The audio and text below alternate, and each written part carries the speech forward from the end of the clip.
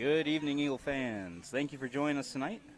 As you can see, we are starting a little bit early tonight. We still have about an hour and 3 minutes until kickoff. But before the game tonight, we will be doing some senior night festivities. So as you can see, our parents are starting to line up on the field, and we will be recognizing those athletes and their families here shortly. So stick around. We'll have the stream open and running for those festivities.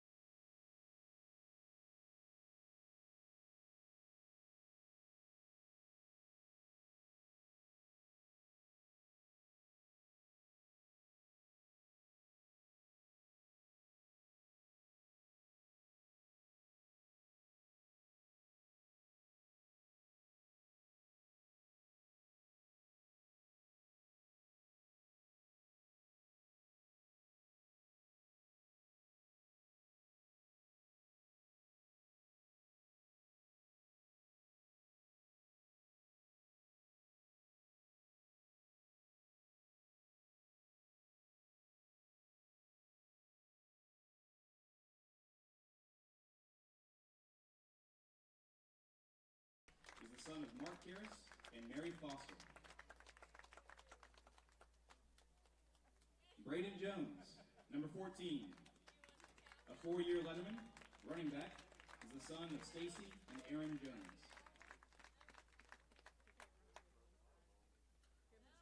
Tyler Mayer, number 15, a four-year letterman, defensive lineman, the son of Eddie and Tanya Mayer.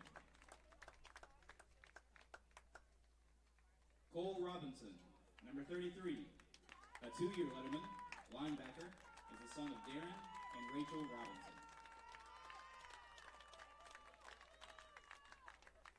Blake Rosenthal, number 34, a four-year letterman, running back, the son of Michael and Amanda Rosenthal.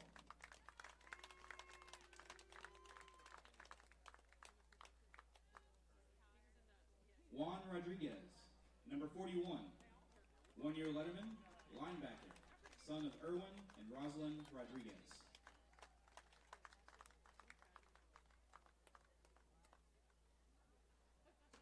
Nick Collier, number 44, a two-year letterman, linebacker and deep snapper, the son of Chris and Jamie Collier.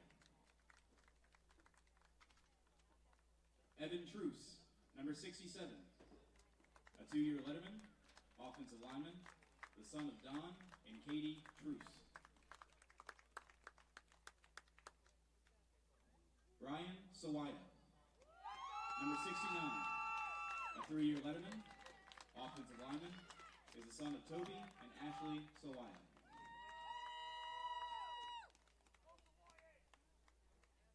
Logan Bogey Knapp, number 75, a three-year letterman, offensive lineman, is the son of John Knapp and Lauren Amy.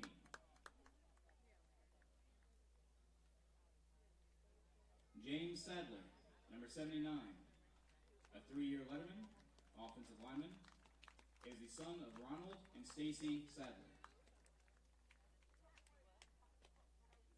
Andon Carter, number 89, a one-year letterman, defensive lineman, son of Tim and Lainey Carter. And now for our sports medicine students. Emily Fox, a two-year letterman, is the daughter of Craig and Beth Fox. Emily Knight, a one-year letterman, is the daughter of Joey and Megan Salpetra.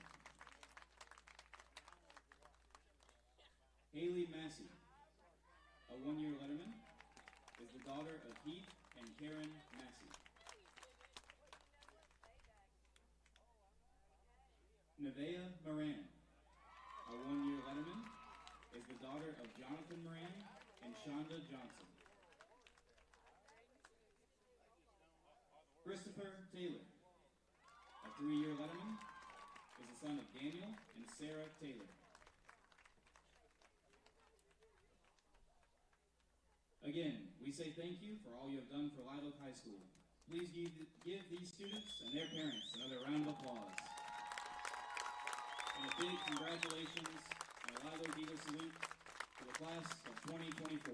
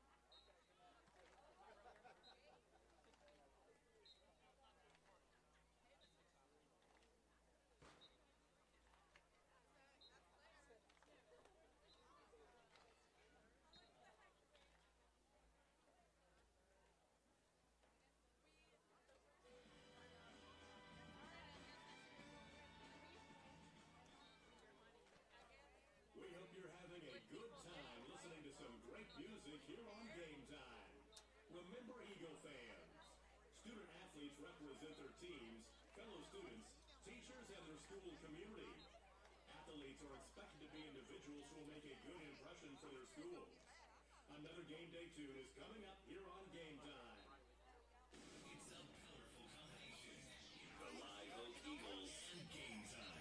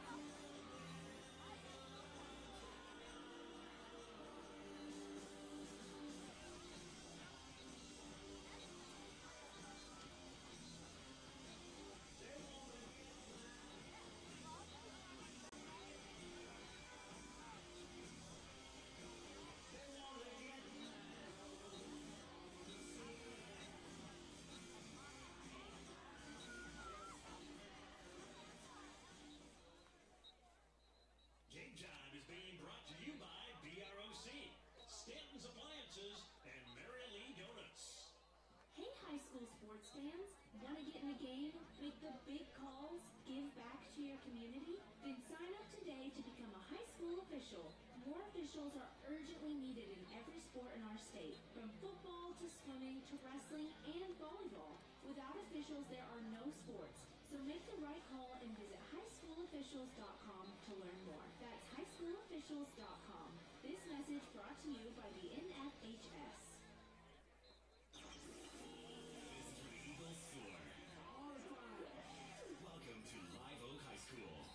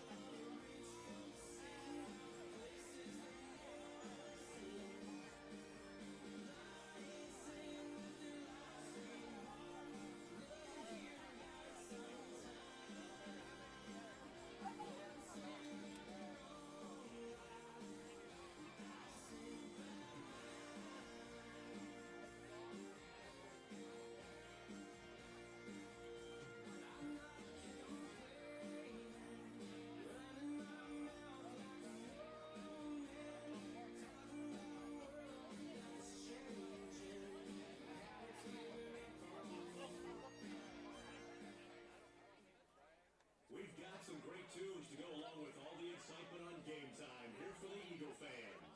Athletic officials are seldom given the appreciation they deserve. They are given the responsibility and authority to enforce the rules of the game. Please treat the officials with the same good sportsmanship you treat the students. More championship music is coming up here on Game Time. More great music for you. In the home of the Live Oak Eagles.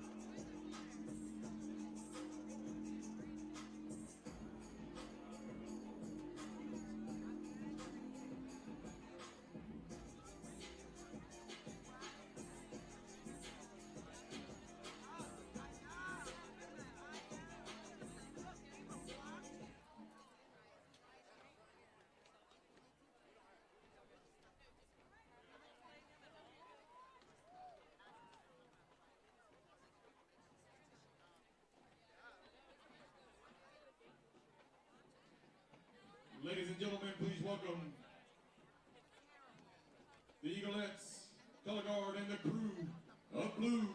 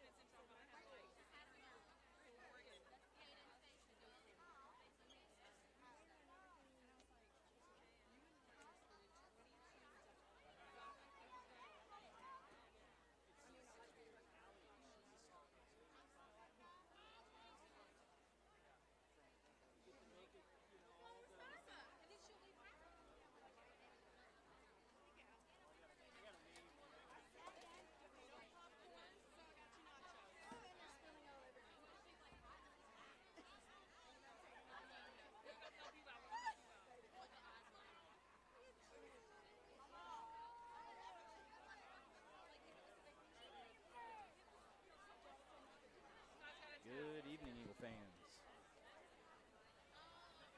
Welcome. We are just about to get underway here in beautiful downtown Watson, Louisiana, where it is Friday night football. We are 10 minutes away from kickoff.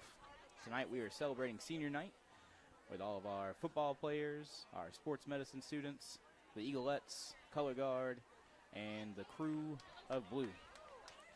So at the halftime, we will stop and recognize those students. But you hear that siren, that means that the Eagles are about ready to take the field.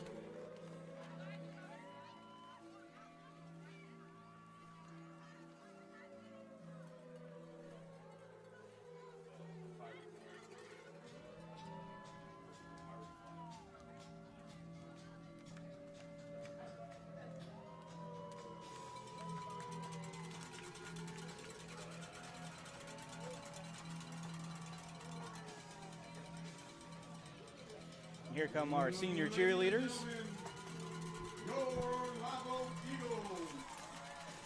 And here come the Eagles. Your Eagles tonight, blue pants, gold jerseys, blue helmet. Looking pretty slick out there.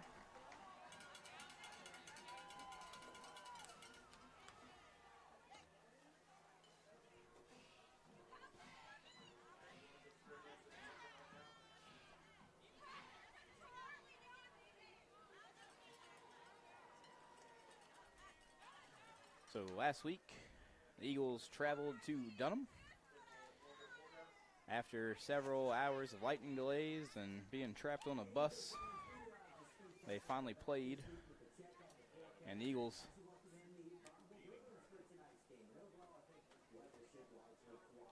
what? Competing, is that what you said? Yeah, I got it turned down. Yeah. So last week they played and they fell a little short up against Dunham. Lots of weather delays, lots of extra stuff going on out there last week to affect the game. But the Eagles came out and they came out of the rain delays, and things kind of fell apart in a hurry. But the Eagles were able to recover, eventually losing 24-14. Ended up being a very close game after they let the score get away from them there early in the game. So Eagles hoping to recover tonight here against Bonnabel. Played Bonnabel last year here at home. It was supposed to be an away game with a scheduling conflict. They ended up playing it here at home. And the Eagles, I believe, were victorious in that game. Captain for the Bonnabel Bruins, number 7, Nick Allen. So we are now meeting our captains for each team. We can see for the other team, number 7, Nick Allen, number 8, Samaje Robinson, Live Oak captains, number 25, kicker Breck Schultz, number 43, tight end Hayden Ray, and number 49, Jacob Cowart.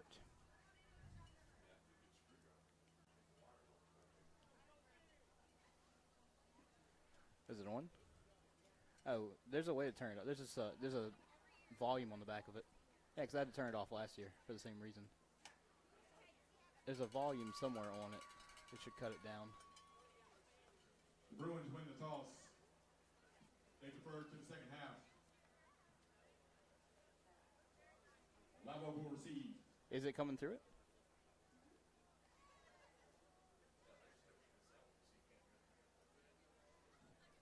Ladies and gentlemen, at this time that we ask you to please rise and remove your caps for tonight's invocation and the playing of our national anthem.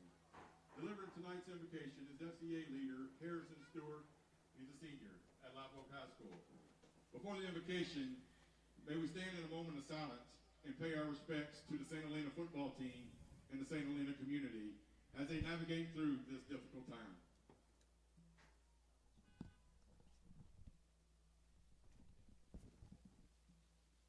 Dear Heavenly Father, thank you for these amazing schools represented here tonight. I thank you for another opportunity to play this amazing game. We ask for safety on and off the field. We ask for your blessings on our local communities, our leaders, administrators, teachers, coaches, and our students. Watch over us tonight as we enjoy the game with grateful hearts and attitudes. Guide our thoughts and actions that we may bless you in return. In Jesus' name, amen.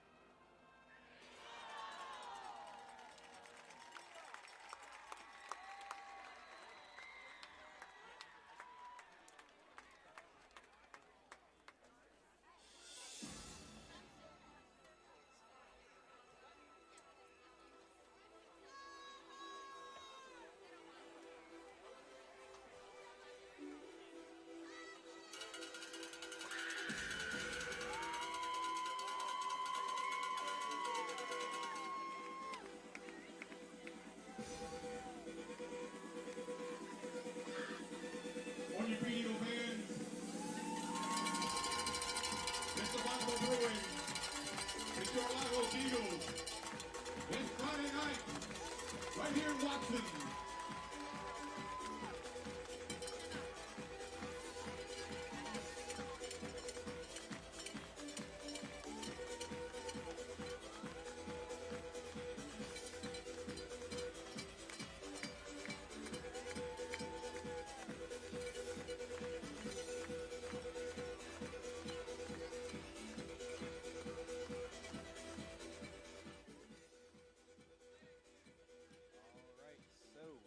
Ready here for kickoff.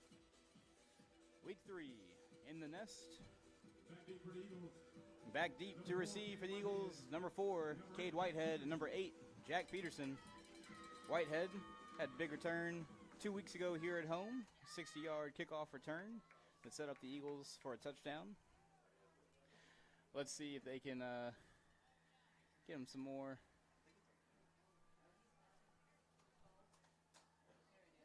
You have to click.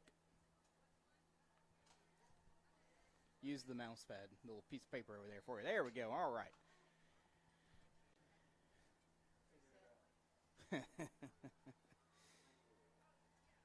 And here's the kick.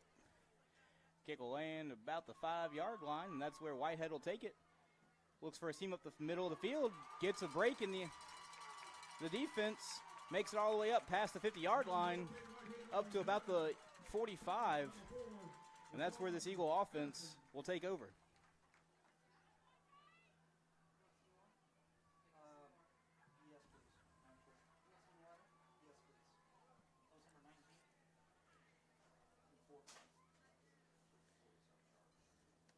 So Eagles come out early in this one in a 4 wide receiver set. 3 to the near side, 1 to the far side. So haven't seen this a lot. Usually we see them in a bit of a closer package with a running back and 2 wide receivers, 2 tight ends. So let's see what they do here. I think we got a little bit of early movement. Encroachment on the defense. 5-yard penalty.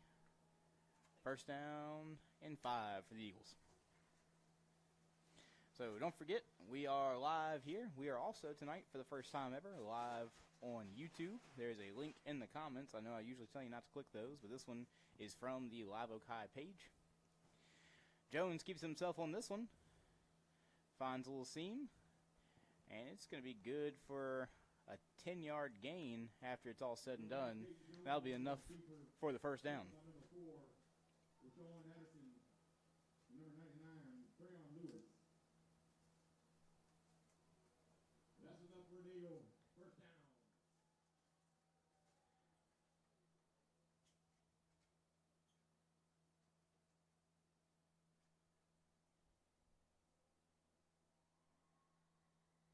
So again, 4 wide receiver set. Here's the snap. Jones looking to the near side.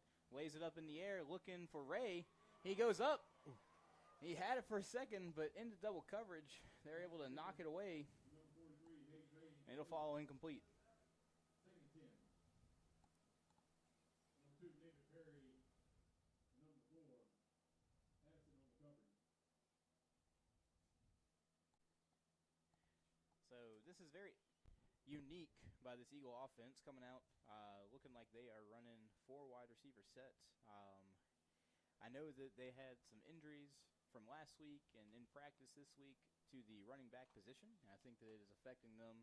And they've decided that looks like Jones is going to be the leading back tonight. And so he keeps this one himself, breaks it out to the outside. He's going to gain 5, 6 on the play, 7 on the play.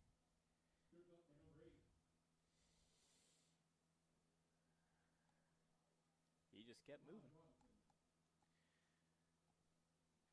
So that'll bring up 3rd and about 3 yards. 3rd and 3.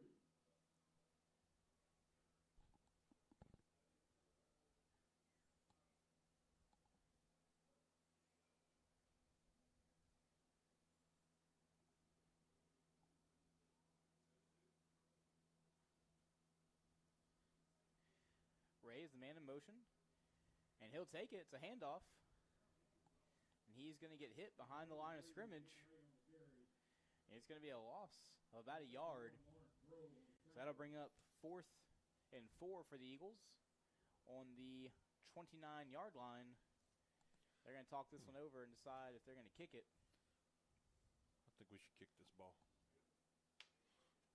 You got a 5-star kicker. Let's get some points on the board. Yeah, I don't disagree There with we that. go. And I think that's I think exactly you what heard they're me. doing. They're sending them on. So Breck Schultz and the kicking team comes onto the field. He will be kicking this one. It looks like about the 31-yard line. So it's going to be a 41-yard field goal attempt for Breck Schultz. Here's the snap. The kick is up. It's got the leg. And it is good for 3. That is ridiculous. 41-yard field goal from a high school kicker. And he's a junior, and kid can barely drive, but He can put a foot behind the ball, that's right. and That's he can right. do it accurately. So when you have a weapon like that, I think you should use him anytime you can.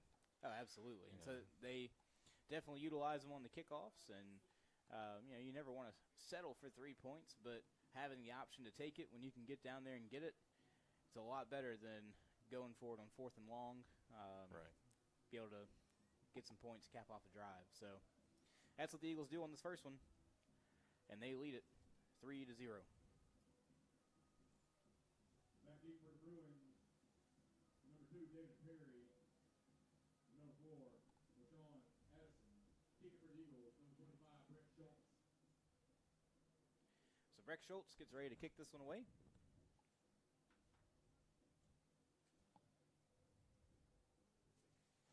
Not a lot of wind tonight. Flags are laying down, and he kicks away. So Schultz kicks And this it's one into gonna the be- end zone, and that'll be a He's- touchback. Touchback. Schultz. Bruins will have it 1st and 10 at their 20-yard line.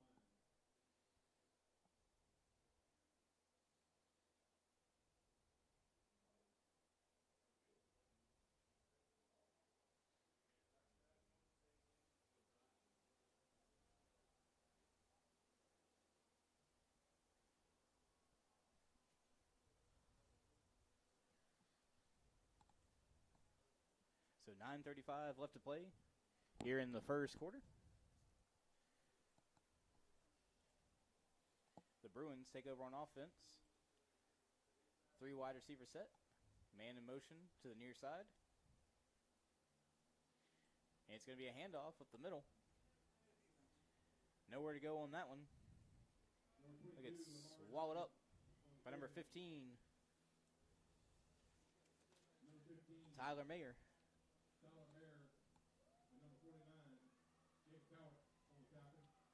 So no gain on the play. 2nd and 10.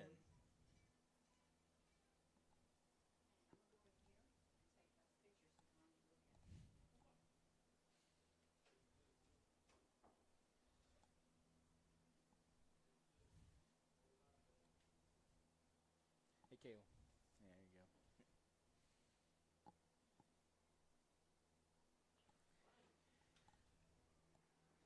This one, run to the near side. Nowhere to go on that one either. He's going to lose about a yard. Tackle by number 8, Jack Peterson. Loss of a yard. 3rd and 11.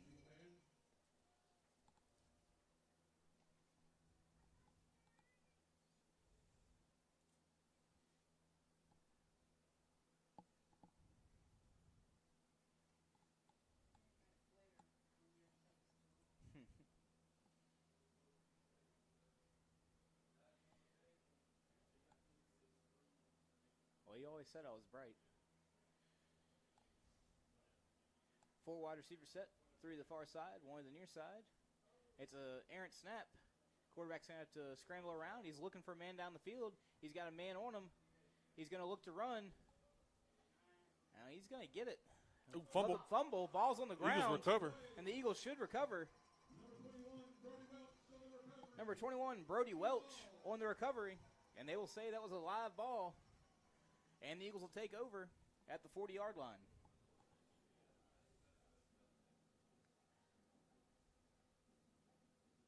So heads-up play by the Eagles secondary, recognizing that the quarterback was scrambling, stepping up, making the play.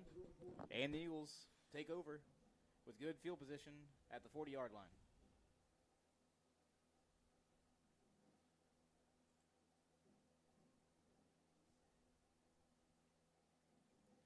Eagles again in a 4 wide receiver set. Jones keeps himself off the left guard. Gain of 9 on 1st down.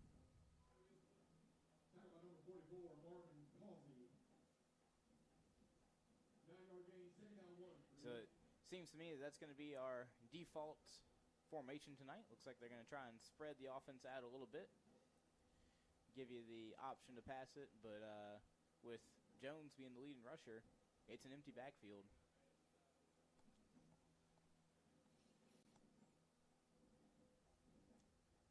This time he'll go to throw on 2nd down, has a man over the middle, complete to number 17, Landry Smart. Gain of, from the 31 all the way down to the 18, so gain of 13 on the play.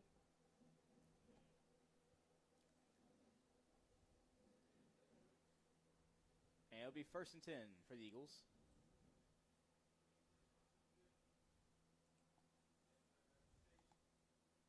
Jones scrambles in the pocket, sees an open lane, keeps himself up the middle, and he's all the way down to the That's enough for another 1st down. 3-yard line. It's going to be a gain of 11 on the play. Be 1st and goal. That passing play was actually an extra 5 yards. I think I was off. They were on the 14, not the 18, so yeah. Something like that. Keeper up the middle. And on 1st down,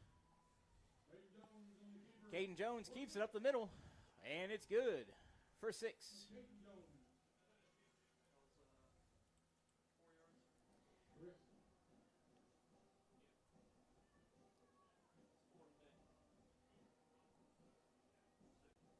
So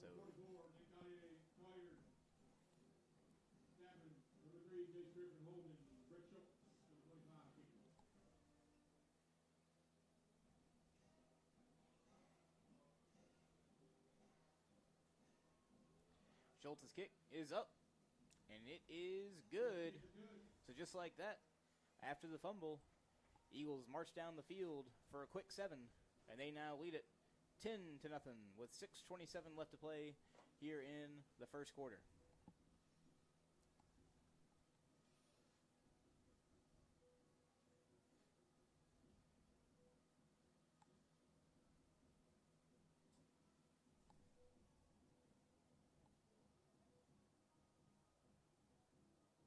Back deep for the Bruins, number 2, David Perry, and number 4, Rashawn Addison.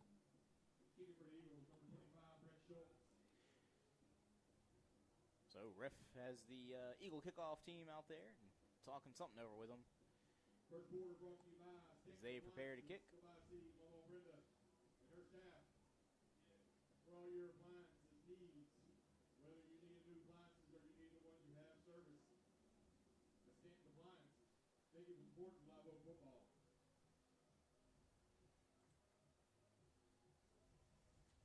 So interesting offensive look here so far with the Eagles. Like I said, it's very different than what we've run so far this year.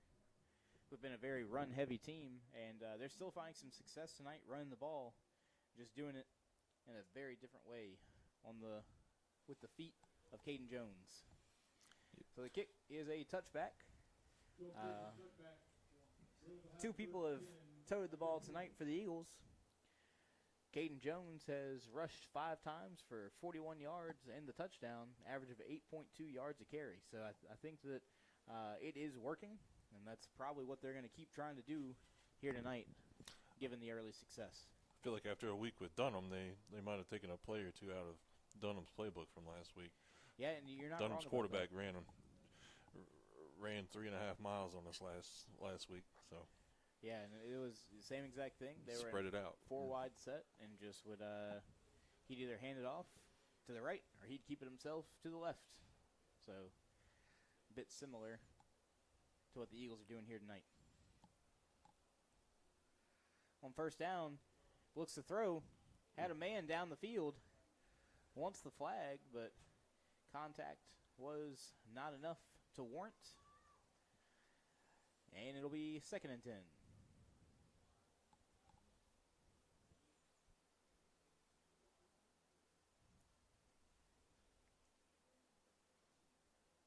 Pass. Intended for number 11. Number 13 there, Adam Karras, was in coverage, staying step for step with the wide receiver.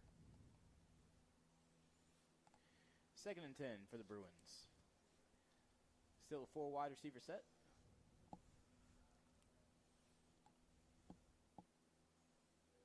And the Eagles rush 5.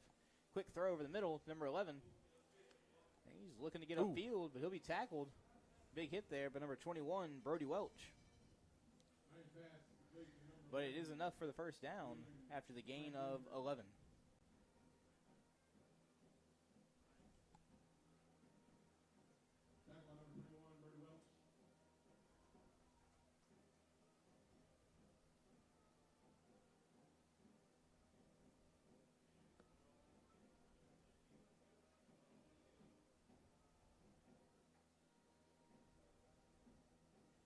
Looks like the refs are going to blow this one dead. We got a timeout.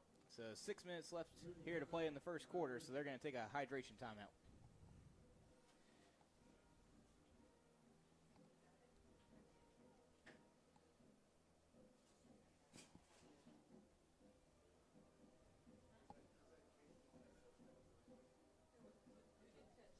Caden Jones, number 1.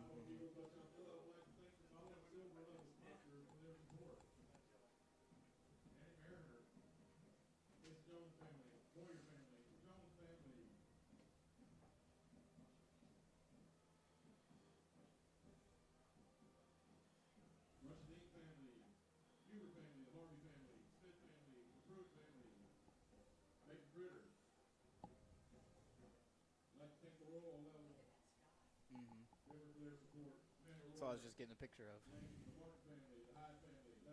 It's pretty.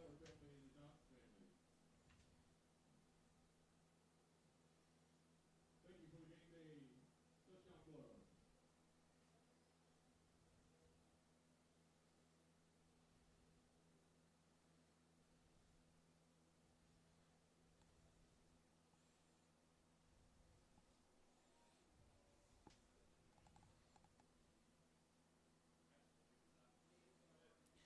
after the hydration break, it is 1st and 10 for the Bruins. Here's a snap. Quick pass here to the near side. Got a flag down on the play after a gain of about 5 or 6. We'll see what that penalty is about.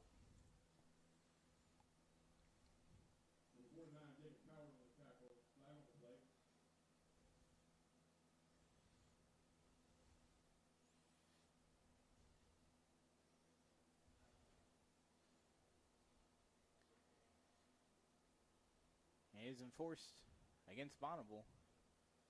And replay first down.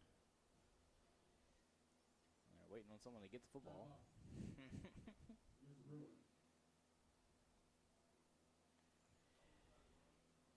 And they're running them back 15 yards. I did not hear what it was, but 15-yard penalty. 15-yard penalty against the Bruins, and it'll be 1st and 15. And we're all out here looking at this beautiful sunset here tonight.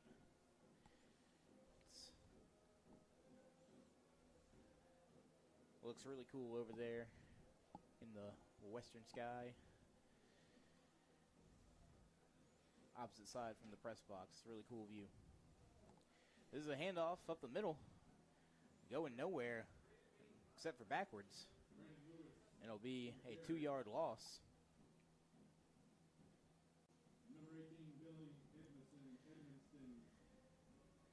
Number 18, Billy Edmondson, in on the tackle. And number 39, Lane Billings. 2nd and about 27. 18. That's 28. A long way for the Bruins. Here's a snap. Looks to the near side. Looks to keep it himself. Steps up. And it's deflected. But number 8, Jack Peterson, was intended for number 11, who has been their Julian leading Price. receiver.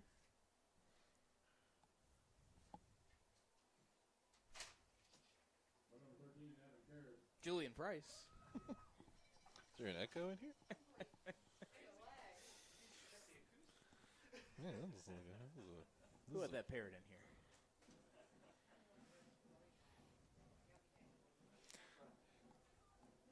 No promises. 3rd and 28.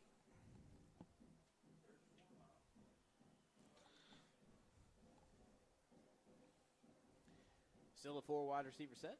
And we got a flag for delay game. Not what you want to see there. That'll back them up 5 more yards. Make it 3rd and 33. I think I just like the 3s. Sounds cool.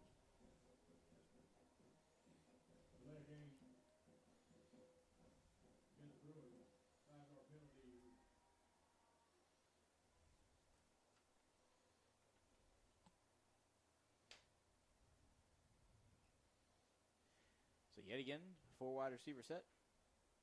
Eagles with 2 safeties over the top. Here's the snap. Quarterback has to scramble. He's going to get wrapped up. He'll be drugged down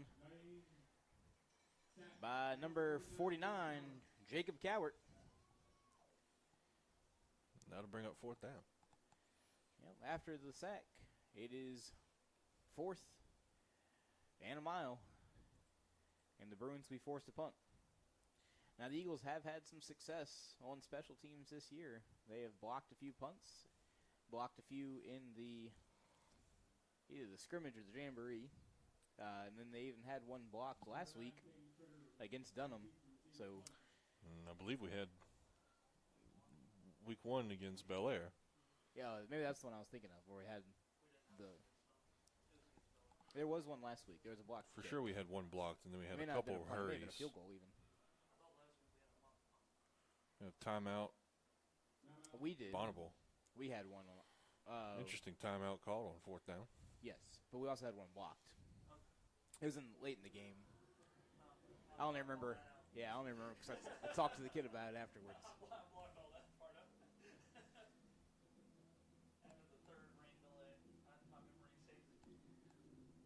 Yeah, by the time it was already midnight when that block kick happened, and it may have even been the next day.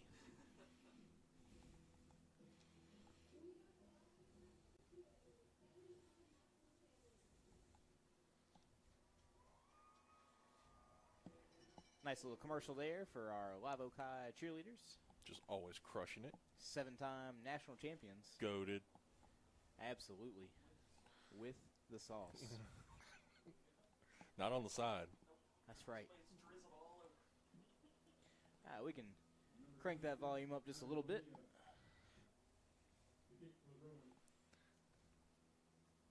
I tell you what, hang on. I know what to do.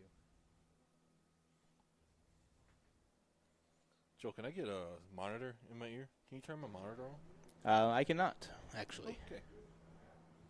Uh-oh. And he is tackled in the end zone for a safety. So it's not blocked, but it is a safety. There we go. Y'all can definitely hear us now. Let me turn it down a little bit. So I get to hit my +2. That's a fun button. You don't get to hit that one very often. I was trying to save y'all from how loud this thing can be, but I do agree. It was probably a little bit quiet for you. We're going to cut it down just a little bit more. That should be a little bit better for you. Sorry about that. And I do tend to have a bit of a booming voice. So, it was a safety. Tackled in the end zone, so Eagles get 2 more, now lead it 12-0. Another impact on special teams. And the Bruins will be forced to punt it away. Actually, I think in high school they kick it away. Yeah. Hold on. Yeah, I think they get to tee it up. That's what I mean. Why aren't we kicking?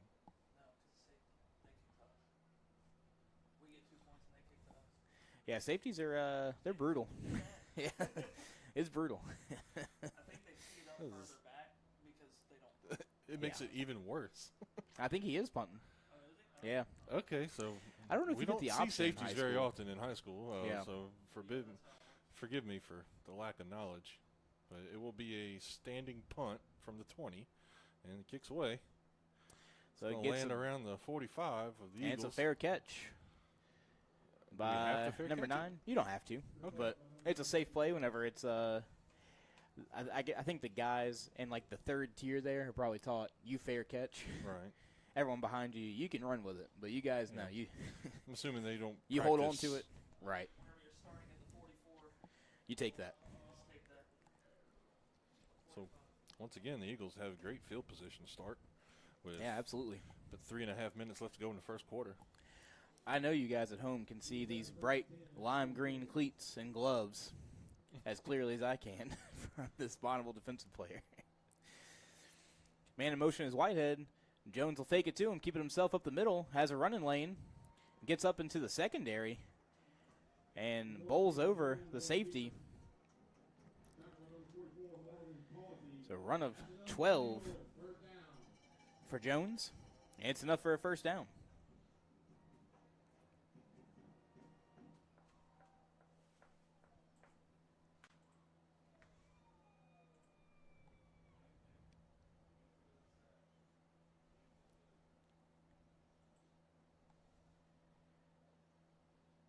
Jones again with the empty backfield. This time Ray is the man in motion. Oh, we got an errant snap. He grabs it on the run, scrambling, looking down the field, and it's complete.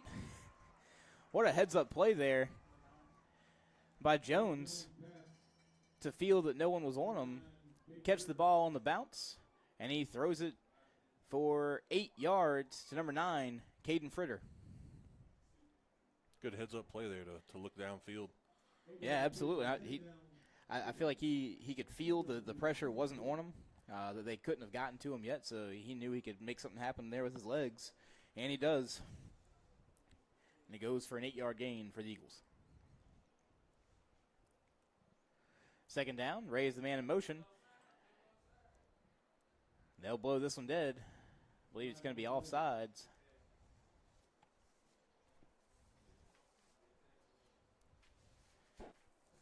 Legal procedure against the Eagles. They're going to call an illegal procedure against the Eagles. 5-yard penalty. Second and 8 for the Eagles. So that'll make it 2nd and 8.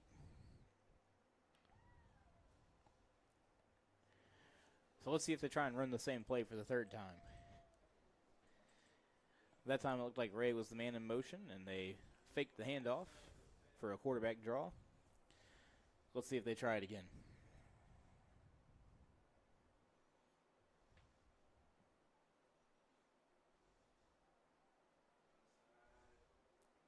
So this time they do hand it to Ray. Makes one man miss, drags another one. That's enough. He is hard to take down. He'll gain 8 yards. 43, Hayden Ray on the carry. And enough for an Eagle first down. Tackled by number 44, Marvin Causey. Number 71, Lawrence Grove. That's enough for an Eagle. First down. So the receivers on the field right now for the Eagles, number 43, Hayden Ray, number 9, Caden Fritter, number 4, Cade Whitehead, number 17, Landry Smart.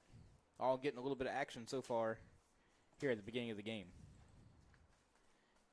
If you notice, no running backs on the field tonight. Live Oak had a lot of them injured here early in the season and in practice this week, so Jones has been the leading running back. This time he fakes the handoff to Ray and eventually dumps it off to him. And it's a gain of 7. Number 43, Hayden Ray. Tackled by number 2, David Perry. 2nd and 3 for the Eagles. 44, Marvin Causey. So the Eagles unfortunately lost starting running back number 14, Braden Jones, in the season opener. A couple of the backups, including Dakota Jones, being out tonight, and even the heavyset running back, Blake Rosenthal, is sitting tonight. So forcing them to shift into a more pass-heavy, empty backfield set. Number 57, Quincy Jackson. So that one, another errant snap. Number 42. A loss of 11 on the play. 3rd and 13.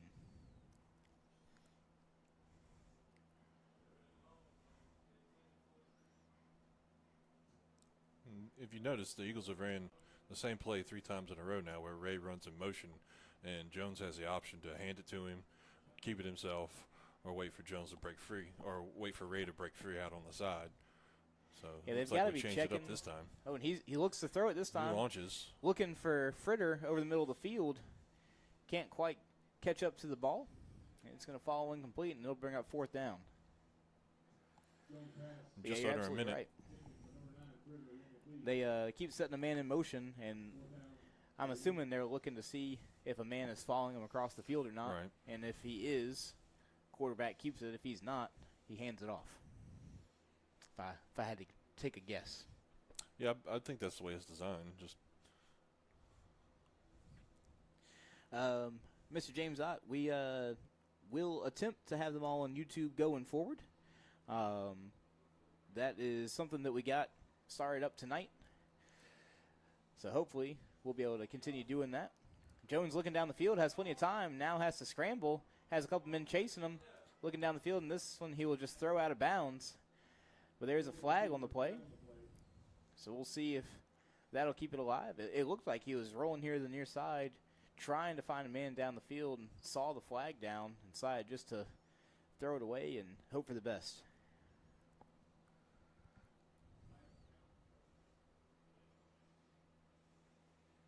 Having a little conference here from the referees. But it does look like the offense is going to stay on the field, judging by the way the Eagle coaches are reacting.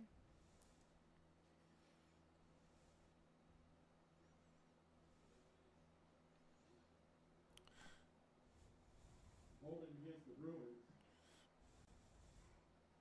So they're going to call a defensive holding against the Bruins. 10-yard penalty. It's going to move us up to 4th and about 2. I don't know if I wouldn't go for a field goal here. Yeah, I don't disagree with you. I think that they're already in the mindset. We were willing to roll for it on 4th and 12.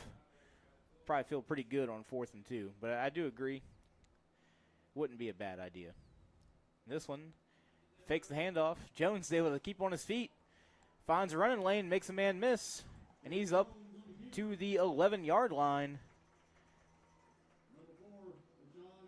Gain of 15 on the play. That's enough for an Eagle first down.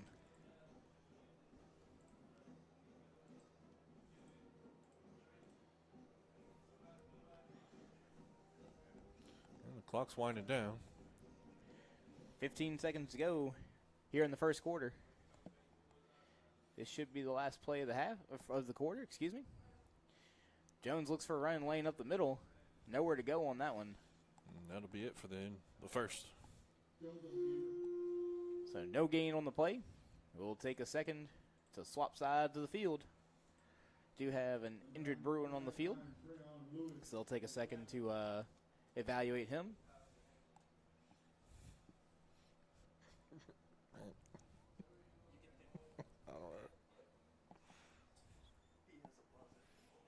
Oh, I wonder what it sounds like.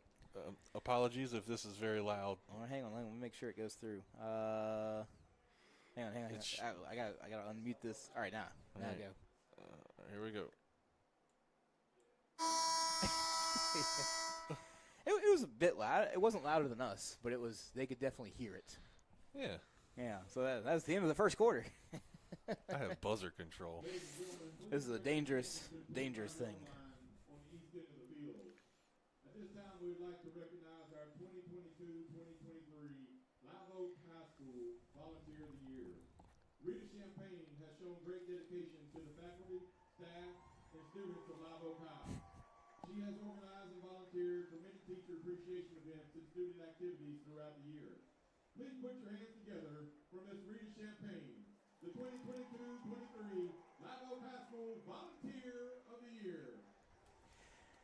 So pretty cool. They just recognized the 22-23 Volunteer of the Year, Miss Rita Champagne. Miss Champagne has been a blessing to the teachers here at the school, always volunteering to help us out wherever she can. She organizes treat days for the teachers once a month in the Teachers Lounge, and so we appreciate her for all those things that she does in helping us out. And a little trivia question for you here. There's actually a name to that award.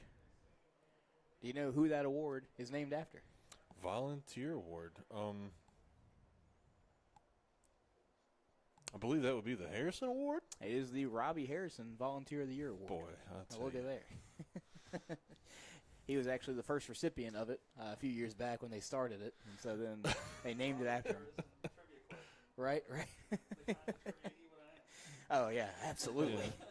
He would have loved to ask that question. Yeah. First play of the second quarter, we got a flag on the play. Who was the captain of Looks the like we got false start 1979 on the high offense. school football team? Well, it was Robert Harrison. We're going to back it up 5 yards, and it'll be second down and about 14. What they call on that one is a false start. Yes. So false start on the play.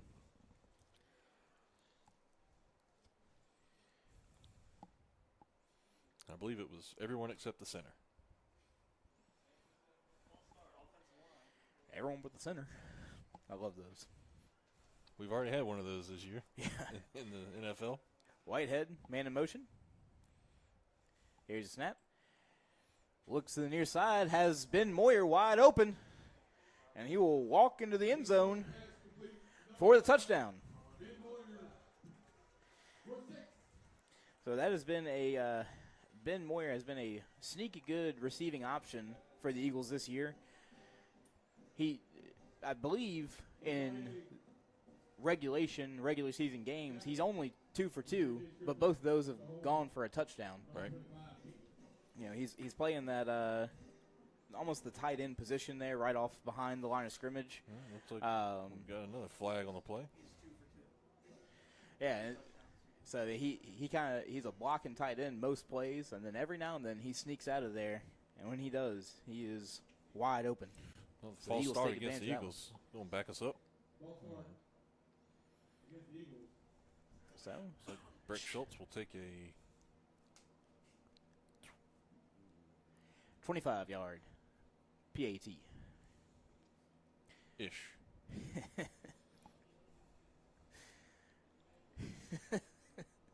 So they, I think he just wanted a little bit more difficult of a kick, you know. Yeah. Highlight, you know, it looks better. Right, it does. And his kick is good. And I believe he is still perfect on the season And that as makes well. it. On PATs and field goals. And with that, Live Oak leads 19-0.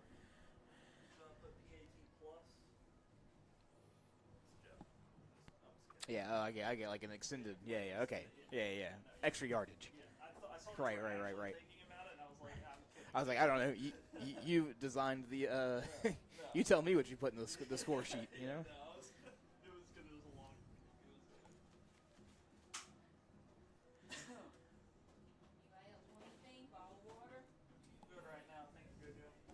I'm all good.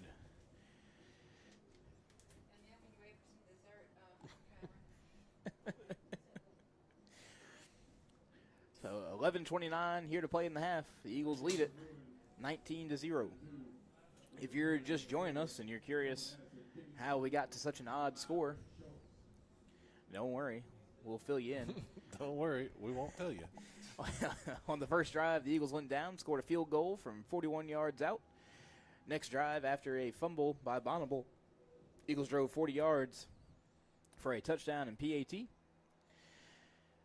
Then on the next series, the Eagles scored a safety against the Bonnabel defense after backing them up about 30 yards during the drive.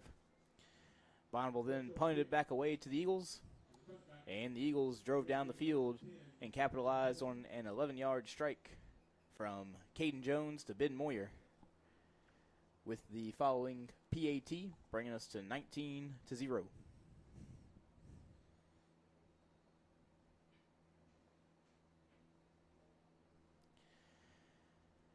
question, Joel. Do you want sacks in the same line as rushing? 'Cause that's what I have it as right now. That's fine. You know, I actually saw I think the way the NFL does it, or a way that I heard it recently, was they add sacks as part of the passing game instead. Really? Mm-hmm. As a negative passing play. It makes some sense. This one Good defense. works for me. So this one was thrown down the field, testing number 13, Adam Karras, in coverage. But he sticks to his man. He's able to swat it away. Pass incomplete, and it'll be 2nd and 10.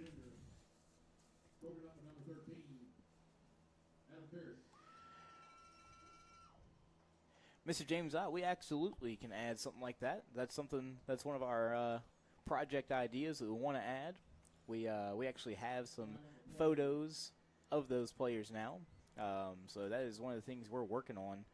Hopefully we can have rolled out next week for homecoming.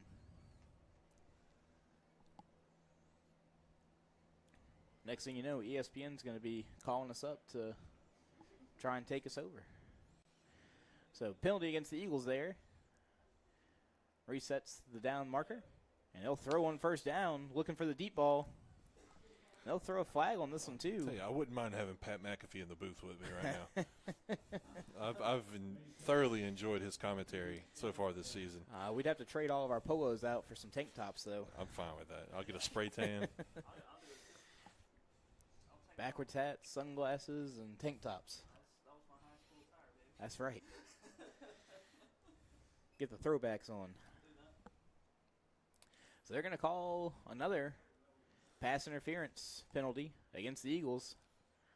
They'll move them. I think this one they give them an incidental, and it's only a 5-yard penalty.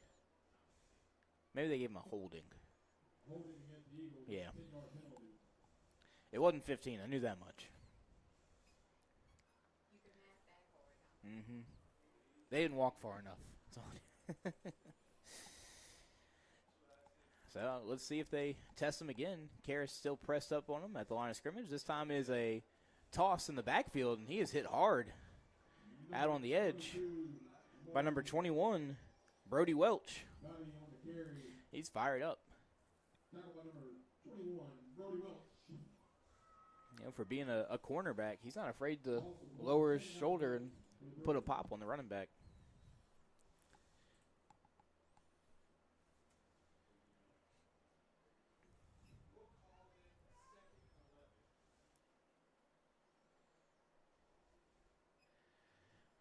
So 2nd and 11 for the Bruins.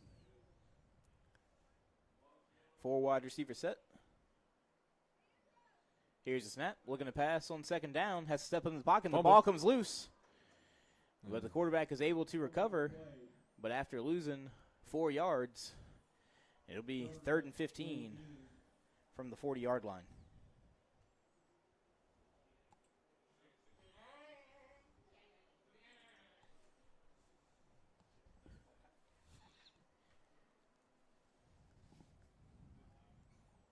Loss of 4. 3rd down 15 for the Bruins. It's another long 3rd down for the Bruins. Can you hear in your headphone now? I cannot. Let me try this real fast. How about now? I cannot. Well, we're not going to do that then. Quarterback looking to pass, and he will be sacked. Loss of 6 on the play. And it'll bring up 4th and 20. That was number 22, Brennan Wilson, in on the tackle.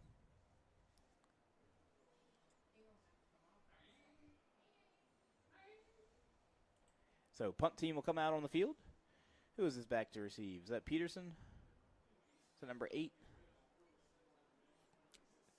Yes, it is.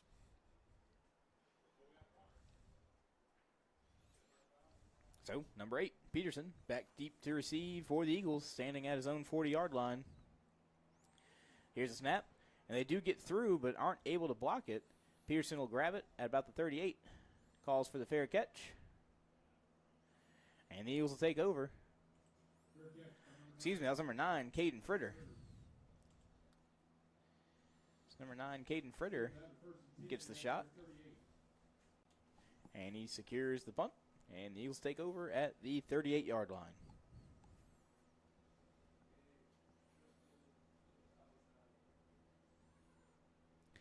So don't forget to share the link with your friends. If they are sitting at home as well, we are live on Facebook and YouTube.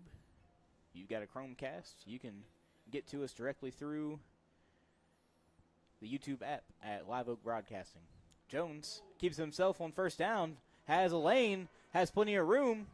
He's in a foot race, and he will make it all the way up to the 21-yard line. But there is a flag on the play. They're going to call, it's probably going to be a block in the back penalty. Saw it as it was coming by. Jones trying to get a little farther up the field. And Yeah, I see Hutch. yeah, he's chewing a little bit. Hutch chewing a little bit on number 17. Yeah, I think he might have been the guilty party involved. So a young wide receiver just looking to make a play down the field, gets a little overexcited and blocks him a little too hard. And they'll call that one back. I believe it was a block in the back. I don't think it was That's right. holding. It is. I tell you, Caden Jones looked good running the ball so far tonight. He has. There's been some wide running lanes. Blocking the back.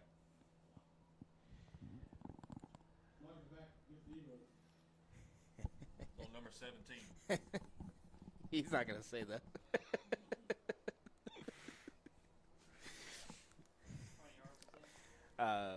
Still gained 11 yards, so it's still a 1st down. Jones looking up the field, finds Whitehead about at the line of scrimmage, somehow able to hold on to it, and gains 2 yards on the play.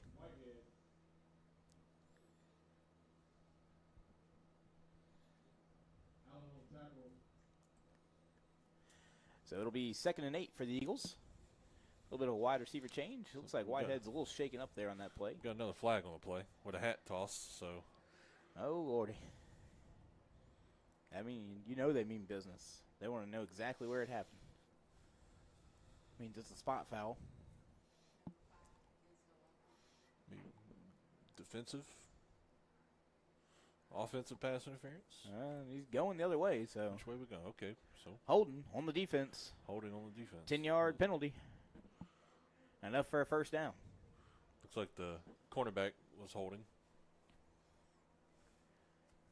Number 5, the corner here on the near side. You're right. I kept trying to find 5 on our team. I was like, that's Ben Moyer. What's he doing? You know. I mean, he's playing tight end. He could hold.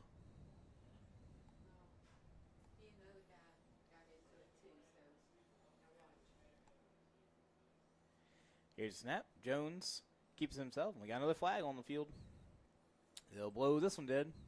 This one's going to be offsides against the Bruins. 5-yard penalty. 1st and 5 for the Eagles.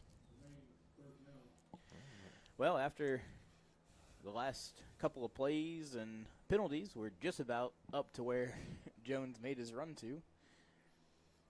Just about gained all that penalty yardage back. Jones takes a snap, keeps it himself up the middle, follows a blocker, makes a man miss, and it's a gain of 4. It'll be 2nd and 1 for the Eagles.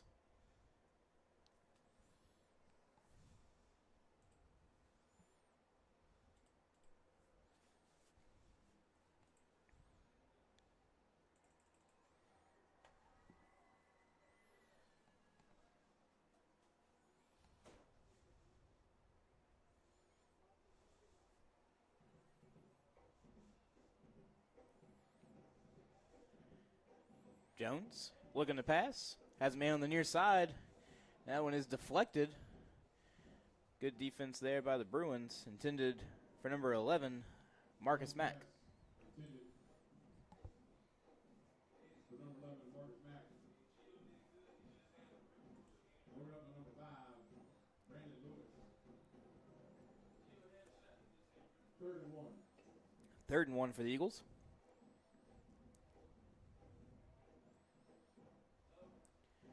Wide receivers to the near side are number 11 and 10, Jamal Murphy. This one's going to be run up the middle on the quarterback keeper. And it should be enough for the first down. Gain of 3.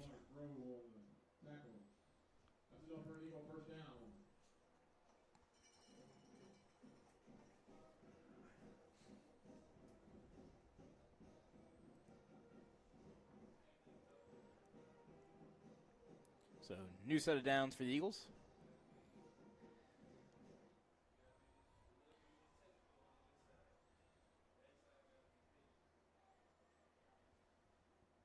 Jones puts a man in motion. And he's going to hand it off. Well, he's going to keep it himself, and he's got plenty of room. He'll be able to walk into the end zone. Whew. Fooled me, too. I don't know, we might have had holding here on 69. We got another flag. Goodness. I mean, fooled me on the handoff. I thought for sure he was handing off to Murphy going the other way. He tucked it, had a clear open lane. But the holding penalty, he's going to call this one back.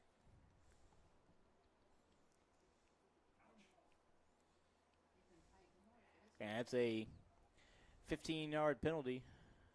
Sorry, a 10-yard penalty, spot foul. And it happened at the line of scrimmage, so it'll back him up about 8 yards. Be 1st and 18 from the 34-yard line. And 6-minute warning timeout there, I believe.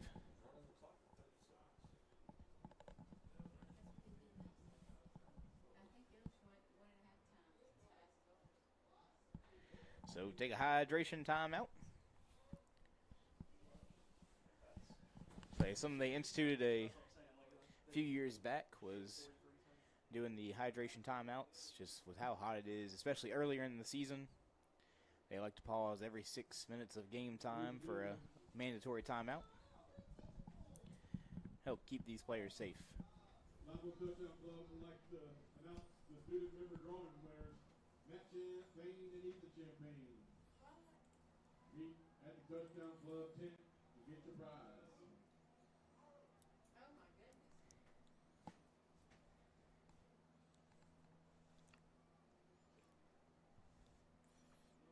All right.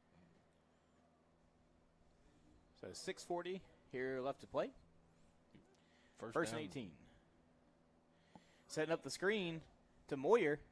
Ooh, ducks his shoulder, runs over the first man, but still a short gain on the play. Gain of about 2. It'll be 2nd and 16 for the Eagles.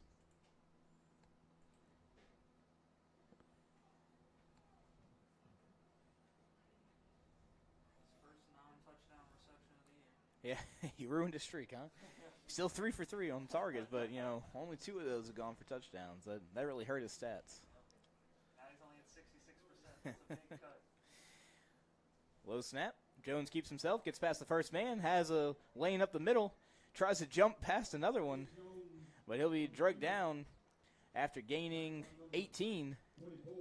First down for the Eagles. Official timeout, hydration. So now they're doing the hydration timeout. I guess Bonnabel had actually taken a timeout before, so. You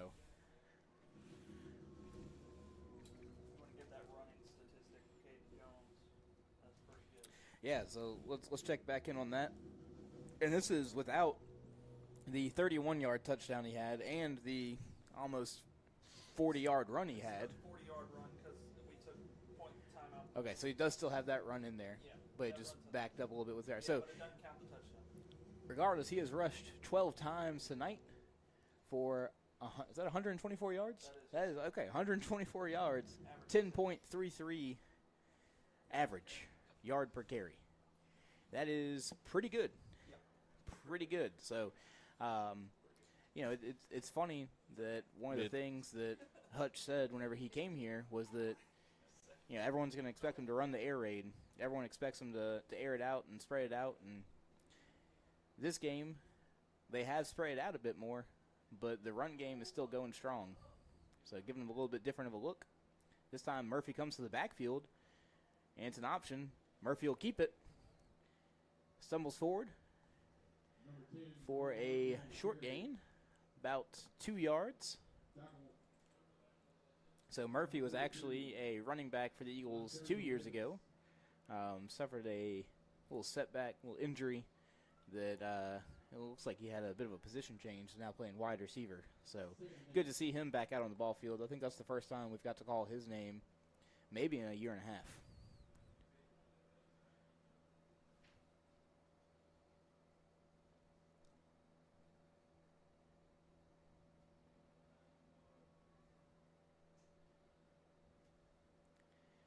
Jones keeps himself to the right side. Had a big gap there, and good enough for 5 yards on second down. So that'll bring up 3rd and 4. Jones on the keeper. Number 42, Davis on the tackle. 3rd down 3.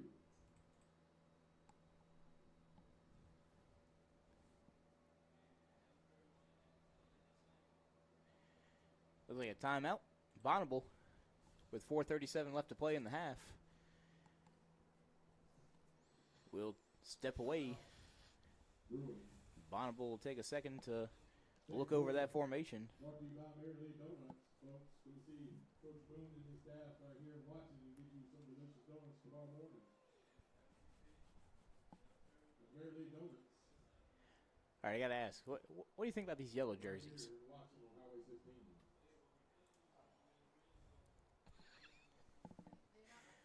All right, we're here. Not my favorite. Don't really like. Kale, I like them. you like them? I like them because I'm traditional, and Live Oak's colors are blue and gold. Yeah, no, I agree with you. And I think the blue and think white the looks white- more sleek. But I like White the does yellow. look good, I- but I think it's a bit overplayed.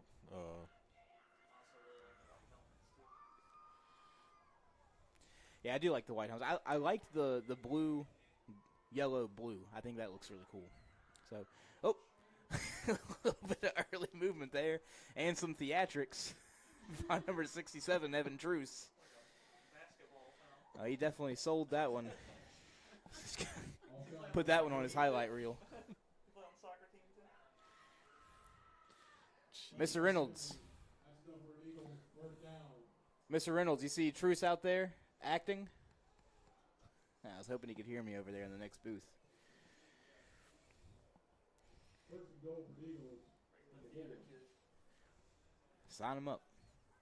They'll be performing Romeo and Juliet next semester. Jones. Keeper. Keeps it up the middle, and I think he's going to stop just short. Just short. Yep. Gain of, yeah, as much as he can get. So put it down for 3+. Second down, Jones will keep it himself. Pushed up the middle, and it's a touchdown. So the Eagles march down the field. That was a very long possession. It was. I think they took over that one. I know it was 11 and a half the last time we kicked off, but Bonnabel gave it back after not long. So, I mean, a good 6 minutes off the clock there. There's a lot of penalties, a lot of back and Yeah. forth action there. That felt. You're right. You're right. From us starting at our own 40-yard line, it definitely took a while. Brett Schultz kick is good, still perfect on the season. You know, it's one of those things where you're not supposed to talk about it if they're perfect, right? But it's hard not to. He's good, you know, and it's Hey, when you're perfect, look, if I was perfect, I'd be expecting my announcer to be saying that every I'm time, perfect. every time, right? Exactly. Then we'll call him imperfect. Right. Yeah, you know, maybe if he misses one, we start giving the exact statistic. You know, the 99.5% kicker. Yeah.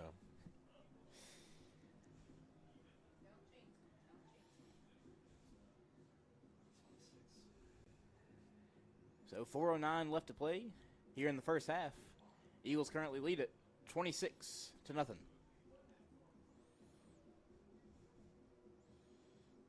Kicker for the Eagles, number 25, Brett Schultz. Back deep for the Bruins, number 2, David Perry. Number 4, LaShawn Addison. So far, the Eagles, it's been the Jones show.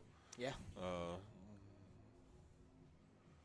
Like you said earlier, with the injuries we have in the running back, he seems to have taken it upon himself, and it seems to be working out for him. These options and triple options. Yeah. We've seen a few other people with Ray and Murphy. Right, but even so, the Eagles have rushed for 142 yards, and Jones is 133 of those. So Right. He's looked good. And, you know, in middle school, junior high, he was a running back. He actually ended up transitioning to quarterback at the junior high level. And so he still got that in him. Please make your way down to the field. And you saw it here in week one whenever he, late in the game, instead of running out of bounds, lowered his shoulder, made Right. contact with the safety, tried to run him over.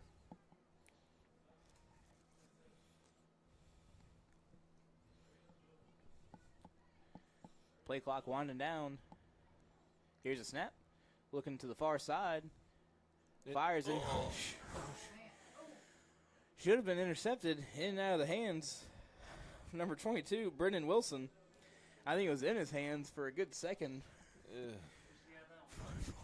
But tries to bring it down, to tuck it to run, and just can't quite turn upfield. I believe the ball hit every one of his fingers about 4 times. You probably can't believe that he's not running the other way with that one.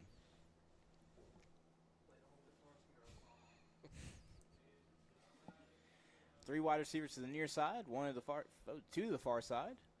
Looking over the middle of the field. Big hit. Good stop by number 8. So it is caught for the first down, but tackled by number 8, Jack Peterson. Nice pass. Complete. That's enough for first down. Number 8. Biggest gain of the night for Bonnabel. Yeah, I believe you're right. I believe it's only the second first down.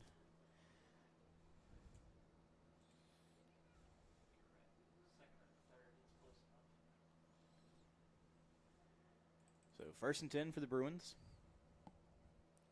at their own 33-yard line. Snap, option, flips to the near side, and he'll be taken down by, I believe, number 48 or 49, excuse me, Jacob Cowart. We got an injury on the field. We got a Bruin. Maybe took a helmet to the quad there is what it looks like. He's rolling around a little bit. I'm going to see if he... That's number 12, Roderick Brady. I think that was a upper quad hit. Yeah, a little more central quad, inner quad. He's going to trot off to the sideline, take a breather. Rethink his life choices. So 2nd and 8 for the Bruins. Still in the 5-receiver set, empty backfield.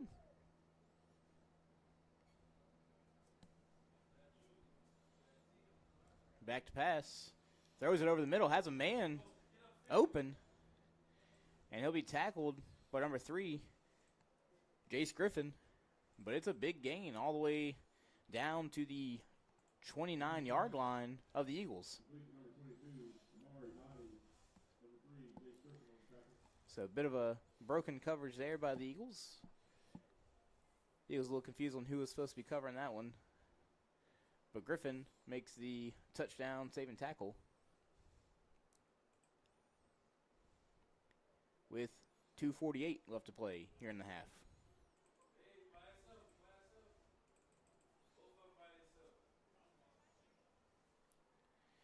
Looking to the far side, throws it over the middle. Had to get rid of it quick. And it falls incomplete. Eagles defense kind of scaring me here. They're playing real tight. Yeah, And playing that man man-to-man coverage at the press at the line of scrimmage. No safety help on that side that time. I agree. That was and we've seen that given the foot race, Bonnabel can win it. So I do agree. I think they need to keep someone over the top over there helping out.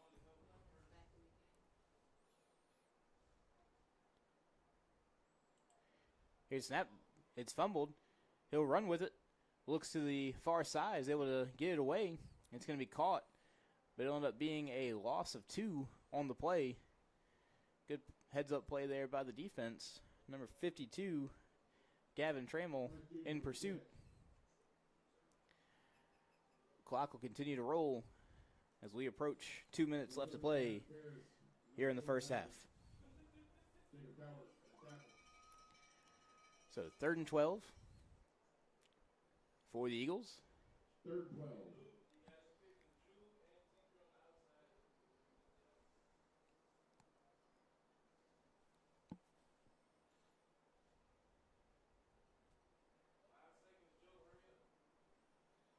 Play clock winding down.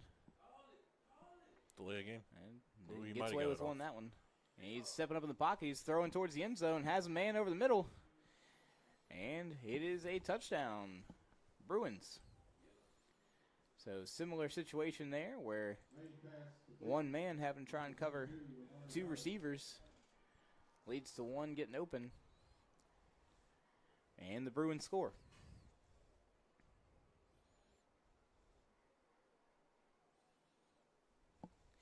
Mr. Ott, we do travel for the away games, and we do the best that we can given the equipment that we have, but we did travel this last week to Dunham. Game just happened to start at 10 o'clock at night. The point after attempt is blocked by number 49, Jacob Cowart. So Bonnabel stay at 6, and the Eagles lead by 20. So a minute and a half here to play here in the first half, rather. Stick around here at halftime, folks. We'll be recognizing our senior spirit group.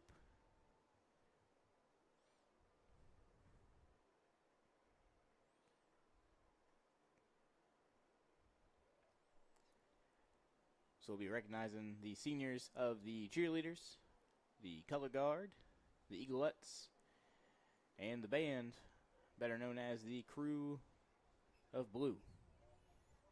Bonnabel only has 10 men. Oh, there he is. They found him. He had to get the play. Oh, he's going back off. He was looking for his tee. Oh, it's the kicker. that's the most important person out there. Heck, I'd argue you could have one person out there and still do a kickoff. You can. As long as it's the kicker.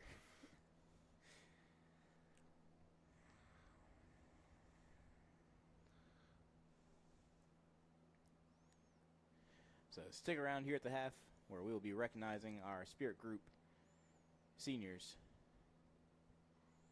for all the hard work they do and helping support not only the football team but the rest of our student athletes as well.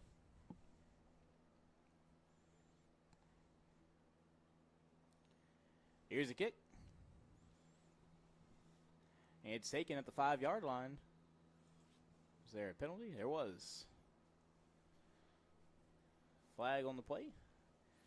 Probably an offsides. Or excuse, probably a false start. Who threw that? I think Whitehead did. I was thinking, oh, it was Peterson. I was thinking the same thing. He threw it from the 10-yard line all the way back to the 40, so it's a 50-yard throw. I mean, it's no 60, but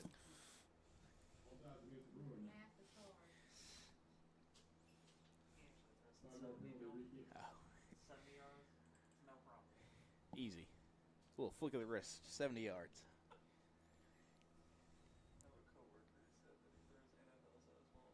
Absolutely, we'll turn it up. Is he Dr. Disrespect? Yeah, I get worried, though, having that hot mic out there in our crowd. You never know what they're going to say. This one taken at the 10-yard line. Peterson gets another shot at it. Coming up the middle of the field. A little stutter step. Makes a few men miss. Ooh. He's up to the 35. 25-yard return. Had a little bit of, that was number 8, Jack Peterson.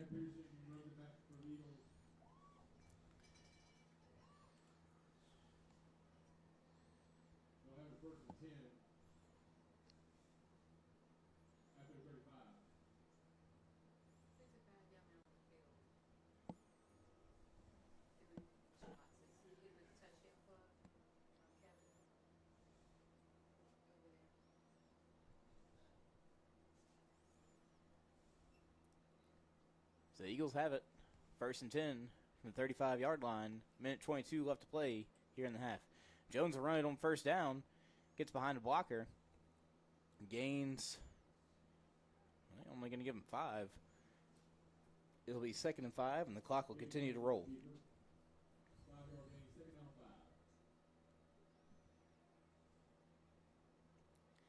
Jones will run it again. Finds another blocker. Finds a seam. Lowers his shoulder, and he's all the way out to the 46-yard line. Gain of 14 on the play. And I think you're right. I think it was 13. Yeah, it was at the 47, not the 46. Eagles take a timeout. Stop the clock. We're getting some score updates here. Santa Maria won last night, 20-14. Walker is down 14-7.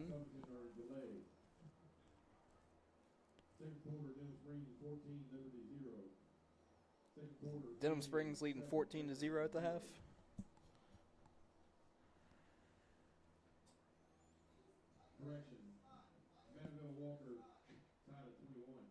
Mandeville Walker tied at 21.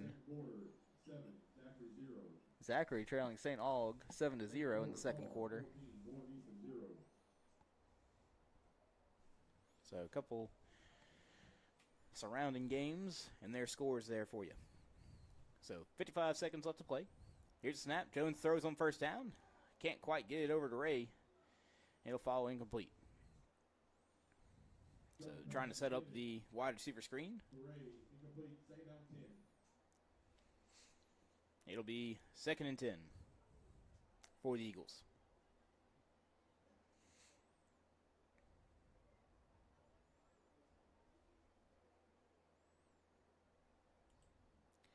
They tried again here on 2nd down. A little bit of miscommunication there. I believe Jones thought that Ray was going to continue up the field, and Ray thought he was sitting back, and it falls incomplete. So 3rd and 10, 46 seconds here to play.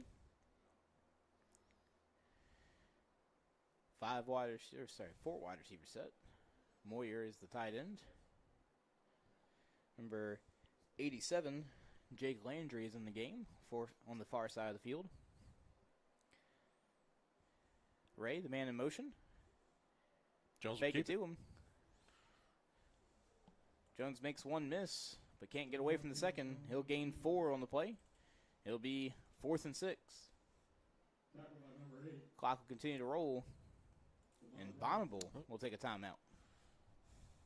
So the Eagles will have a decision to make here at their own, at the Bonnabel 44-yard line. Kale, what are you doing here? Punt it. I would agree with you. You're up by 20, 30 seconds left to go in the half. Defense has played a solid game all game. I think you punt it, you pin them deep.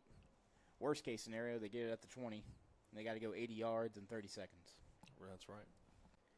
I think it's a bit risky to try and go for it here and risk giving them better field position. And they've shown that they can throw the ball over the middle and, Yeah. and make some pretty big completions. So I think at this point you just play it safe, pin them deep, and try and get into the locker room. Yep. I agree with you. I think that is the call here. Jones is on the field. Well, that's why we're in the booth. We're not wearing the right headsets. I feel like I am wearing the right headset. So 4th and 6. Jones, back to pass, looking over the middle. He's going to keep it himself. He has plenty of room. Should be able to get to the sideline, and he does. Gets out of bounds at the 30-yard line. So that's going to be a gain of 11, 12, 13 yards. And it's a first down. Well, you know what they say. Don't listen to me. Don't listen to Kale.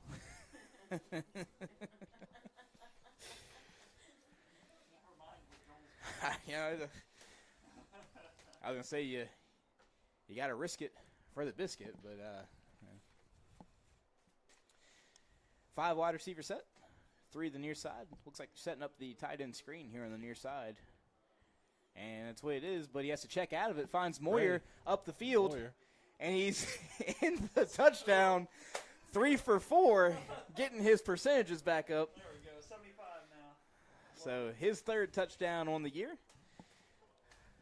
If it wasn't for that 2-yard reception. That darn 2-yard reception. Caden Jones ruining Moyer's stats. Yep. So Moyer catches another one. It's good for the touchdown. So instead of punting, the Eagles tell me to shut up. And they go down for 6. And Schultz will look to make it 7. Mr. Perfect. I already marked it. It's good. It's already on the stat sheet. Oh, Oh, no. they're going to fake it. That was a bad snap. They're faking it. Intended fake. Oh. So he was looking for Moyer, Still perfect. but because it's incomplete, he is still perfect. So no extra point there for the Eagles. It'll be 32-6 with 20 seconds left to play here in the first half. The Eagles will get ready to kick it away. So looking back on that 4th and 6, I don't hate the call, right? It's a bit of a risky play, trying to kind of gain some momentum going into the half. You don't want to ease off the gas any there. You're playing good defense. You feel confident you can still stop them if you don't get the first down. But Jones is also averaging 8.5 yards a carry. So they felt pretty confident that he could pick that one up.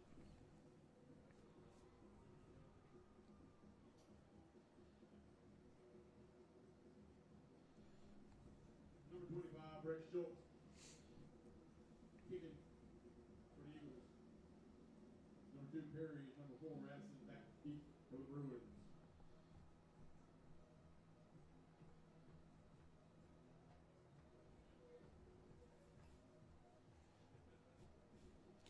Schultz prepares to kick.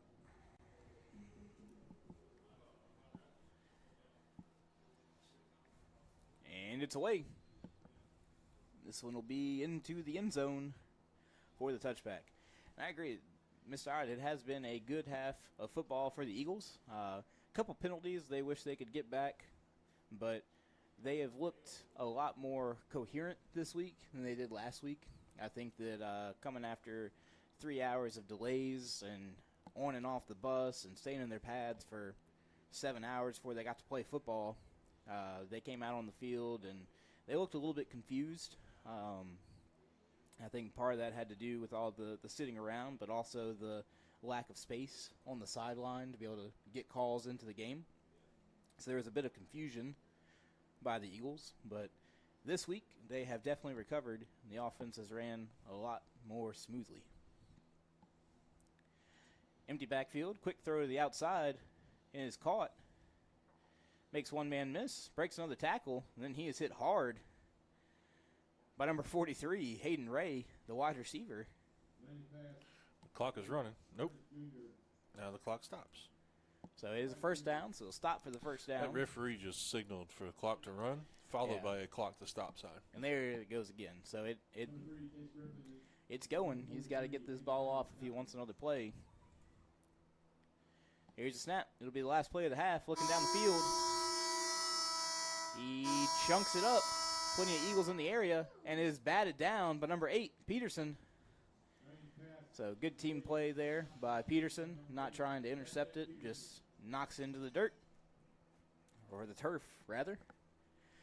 And we will have our halftime. Caleb, did you do your buzzer? I did. Oh, I must have missed it. All right. So that is halftime. We are getting set here. There's the buzzer. I heard it that time. So we're going to set one of our mics out to where you can hear our halftime festivities, and we will be back in just a bit.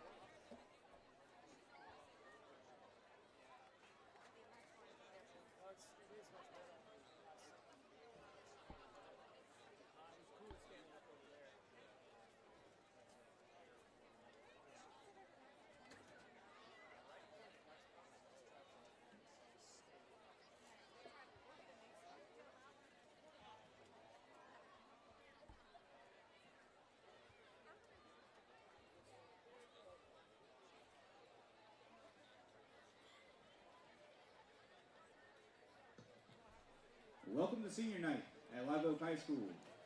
At this time, we would like to honor our senior cheerleaders, Eaglettes, color guard, and band members for all the hard work and dedication they have given us over the years. A very special thank you to the parents for the support they have given their children. On behalf of the students, the parents will receive a rose, a small token of appreciation for their support.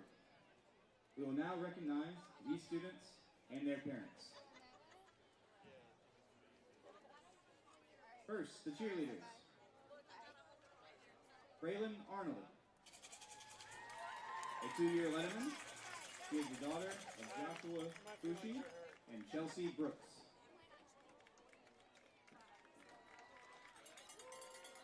Mallory Bursajay. A 4-year letterman.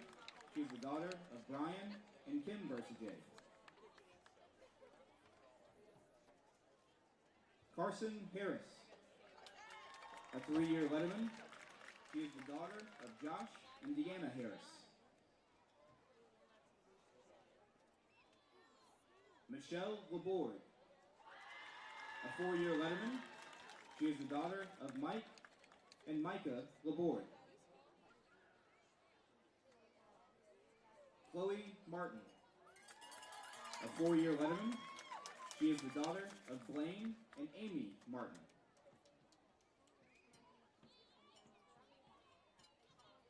And now for the Eaglettes.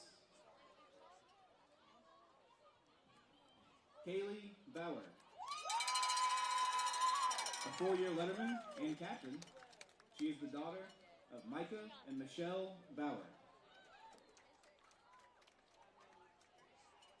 Gianna Buddy. A 4-year letterman and captain. She is the daughter of Jose and Anna Buddy. Hannah Quartz. A 3-year letterman. She is the daughter of David and Mandy Quartz. Myra Schaefer. A 4-year letterman. She is the daughter of Marvin Schaefer and Rochelle George.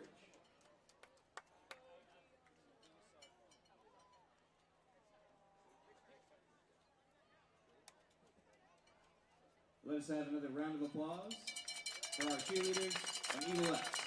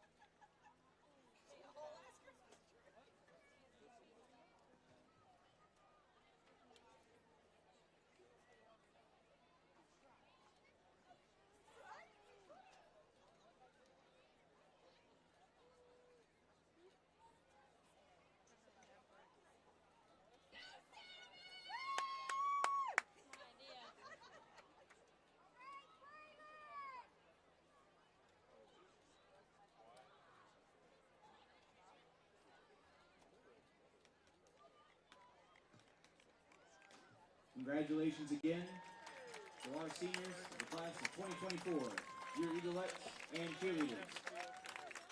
Thank you for all that you have done and will continue to do for this program.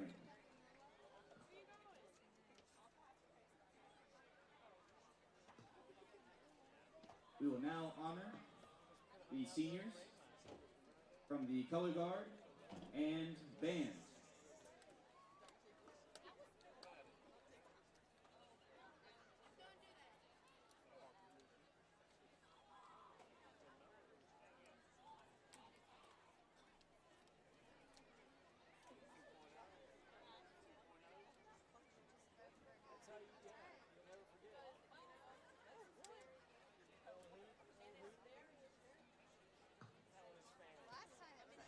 Beginning with our color guard, Ella Simmons, a 4-year letterman and captain. She is the daughter of Lee Simmons and Stacy Hammond.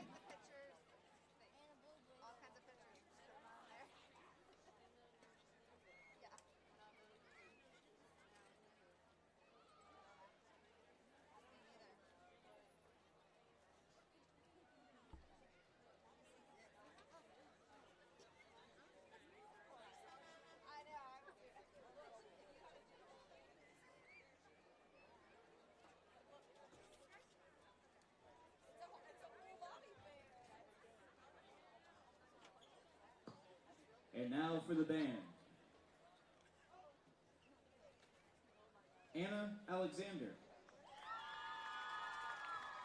A 4-year letterman, flute player, the daughter of Jason and Donna Alexander.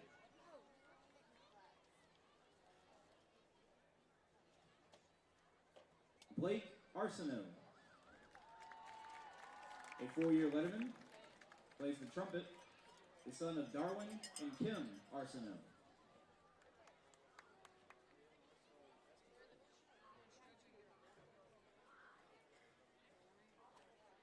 Nathan Buckhalter. A 4-year letterman, percussionist, the son of Damon Buckhalter.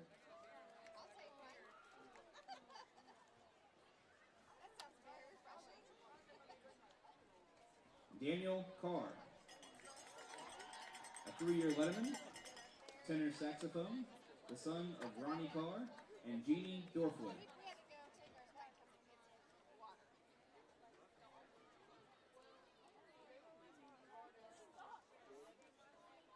Cole Carter.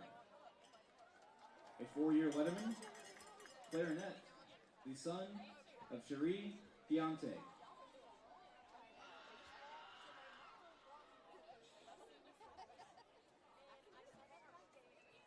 Callie Cody.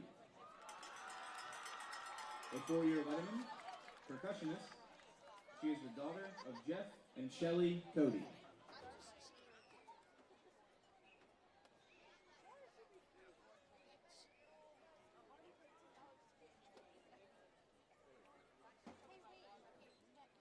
Jacqueline Crochet. A 4-year letterman, percussionist. She is the daughter of Micah Crochet and Leisha Smith.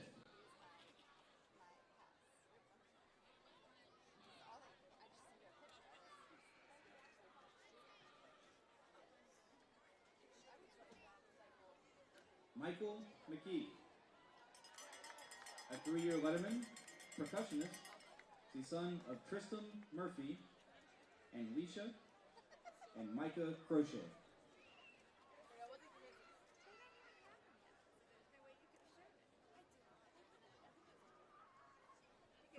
Autumn Doubleday. A 4-year letterman, flute player, is the daughter of Joshua and Rhonda Doubleday.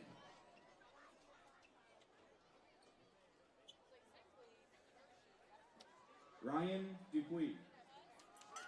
A 4-year letterman, alto saxophone, is the son of David Dupuis and Tiffany Farah.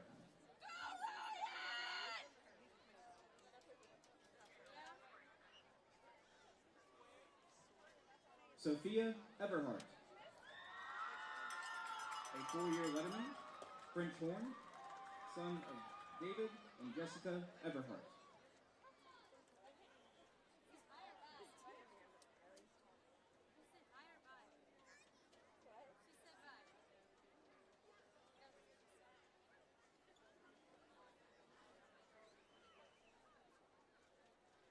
Nathan Robinson. 3-year letterman, trumpet, is the son of Jordan White and Christy Pavlicek.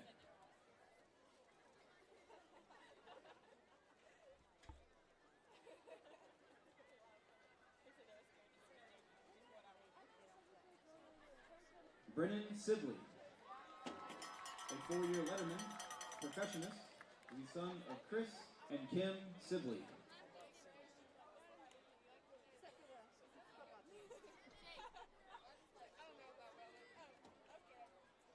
Andrew Stroud. A 4-year letterman, tuba, is the son of Chris and Ashley Stroud and Kristen Stroud and Stephen Ridge.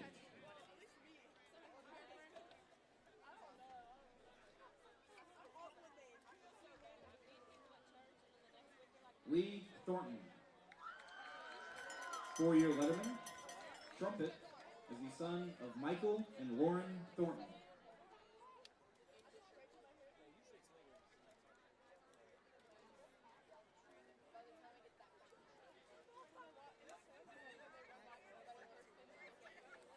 Lepton Trend. 4-year letterman, tenor saxophone, the son of Kevin Trin and Ashley Galen, and Chris Kish.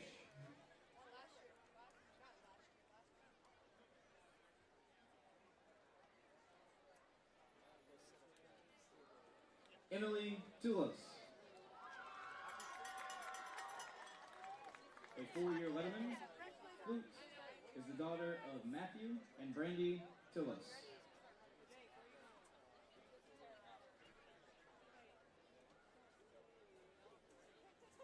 Please give these students and their parents another round of applause. Again, we thank all of our seniors for all that they have done for Live Oak High School.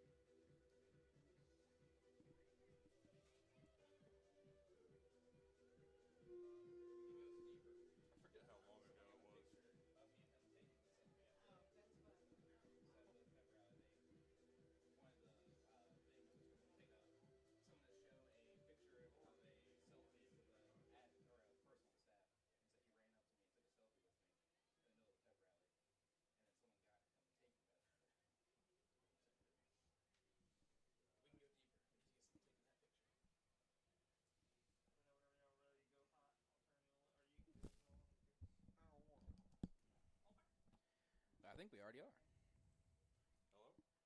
At least a little bit. Hello? Hello? Hello. Yeah, but this still gets a little bit The rain. with this up. It's not showing very loud. All right. Hello. We are back from the half. Hopefully y'all enjoyed the halftime festivities.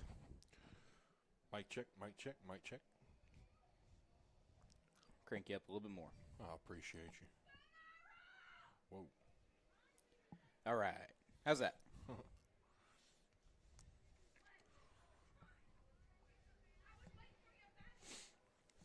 So after the halftime, we celebrated our senior athletes for cheer and dance and all the rest of our spirit groups, such as the Color Guard and Crew of Blue. Number 2, David Perry. Number 4, Schultz will get ready to kick it away. I don't know where he was walking to. He was walking all the way up over to the middle of the field.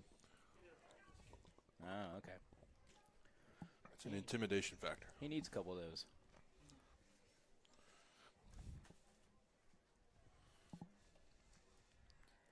So Schultz gets ready to kick it away.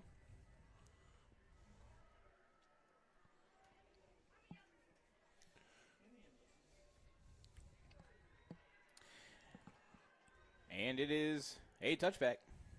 That ball hit an old lady. A kid just stole it. Retro kick results in a touchback. There's a Bruins will have a first and 10 at their 20-yard line.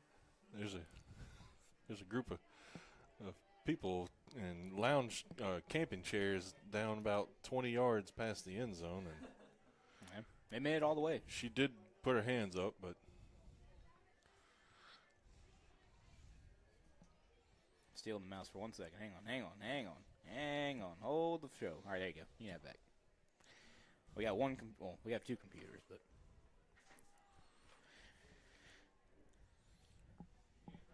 So the Bruins go to work, and on first down, the pass is incomplete. If you're just joining us, the Eagles currently lead 32-6.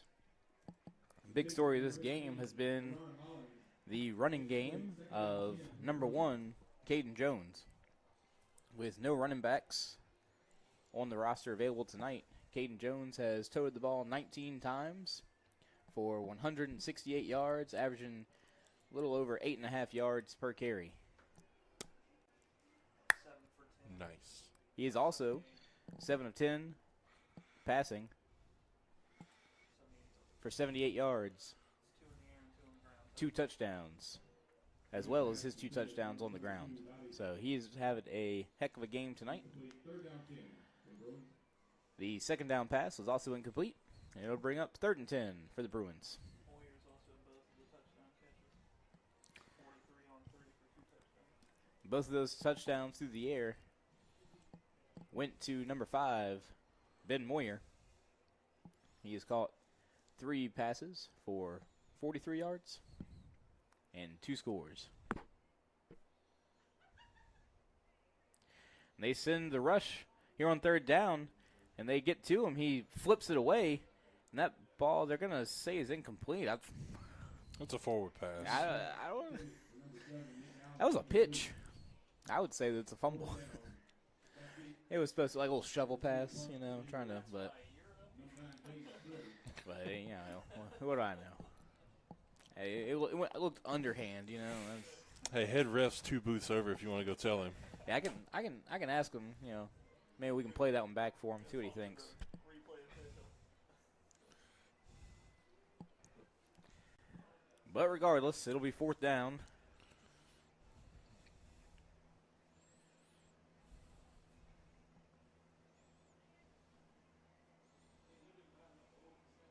Oh, muff snap. It's Eagles picked recover by number 18. It is picked up by number 18, Billy Edmondson, the sophomore, and he'll get a touchdown. So defense has now contributed on for a I don't know what would you call that, but it's special teams touchdown and a safety, but that was just like a fumbled snap. Did they actually block it? No, it was a fumbled snap. The ball went about 3 yards and hit the dirt. And in the ensuing dog pile, Edmondson somehow or another came up with it. Yeah, so 8 special teams points on the night. And if you count all the kicking points, you got a few more. But they'll look to add a PAT here after Edmondson scoops and scores to start off the second half for the Eagles.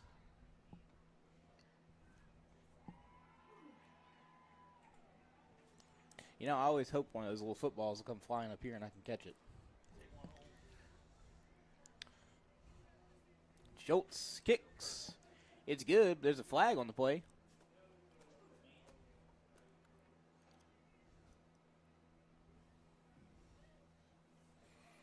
Flag on the play.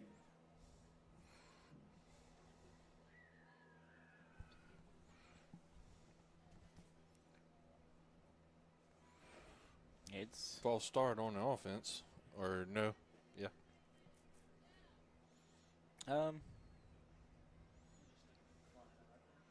whatever it was declined. Let's see. Kick is good. Personal It's a foul personal after foul. the play. Yeah, they'll enforce it on the kickoff. Oops, sorry. What's the kicker's call?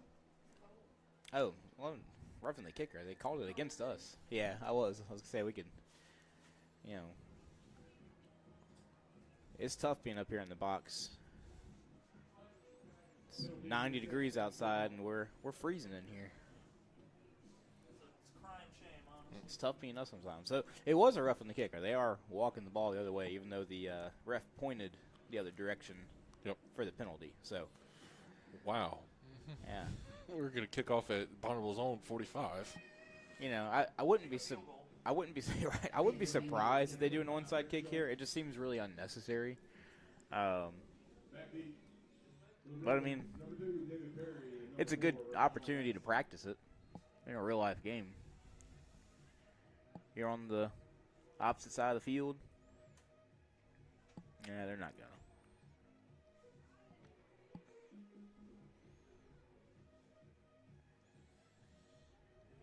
See, I get too much time to speculate. They've already made their call a minute ago, right? And I'm over here overthinking it. I think I'd throw a line drive right at number 27. You're looking the other way, hit him right in the back. So Schultz, let's see it. Oh, they better watch out. They better watch out. Oh, God. He Paw caught it that time. He went right back at him. That's fine. abuse.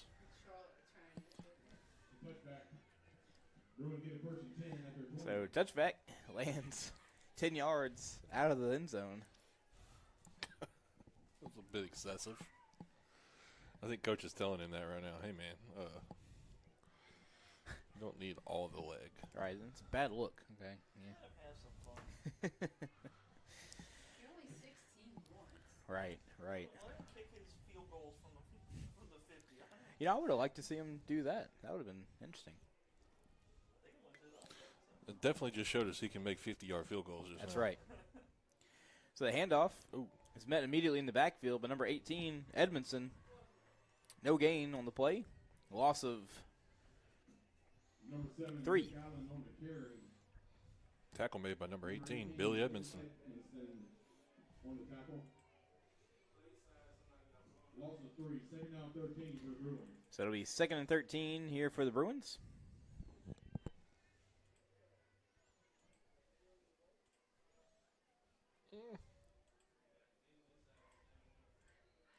We got a flag. It's looking like it's on the Eagles. Flag on the play. Sideline warning A sideline warning on the Bruins. What? On the Bruins. Is that what I heard? Yeah. I can't believe that stopped the play. I mean, I don't even. Maybe they already calmed down over there, but I don't see anything going on.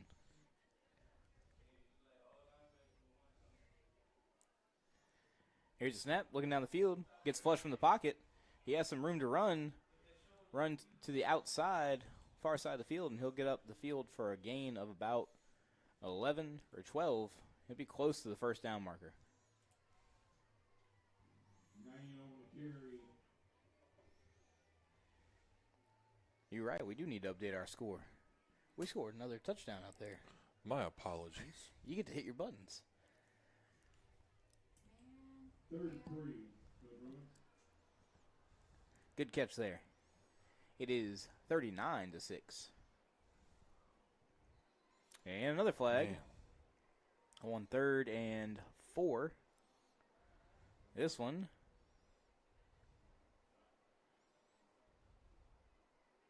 How many times can a flag be thrown before it just starts to disintegrate? They might have to buy some new ones after this game. They're well worn.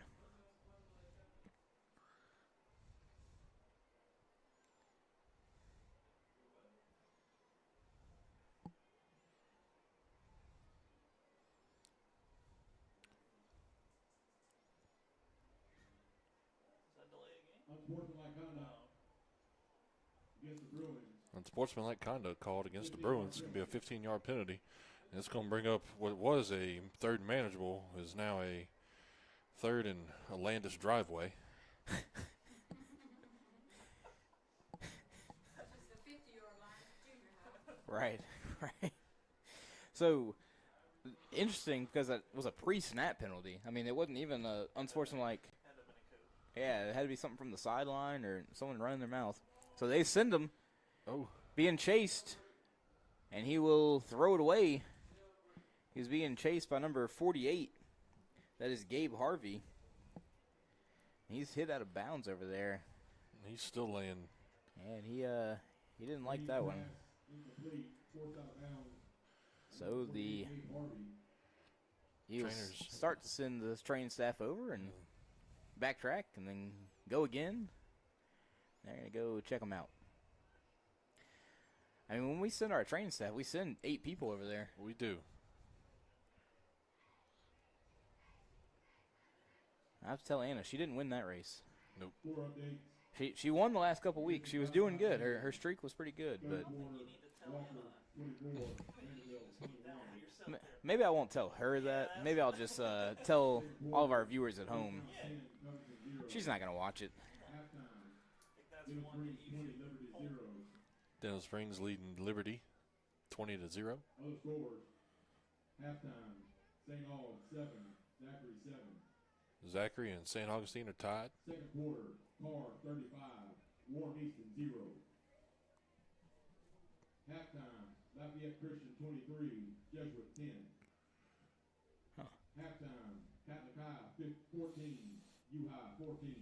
Catholic High and U-High are playing tonight, and they're tied at 14. 49, Central 0. Slidell is putting a spanking on Central tonight, 49-0. 36, I don't know if you saw 14.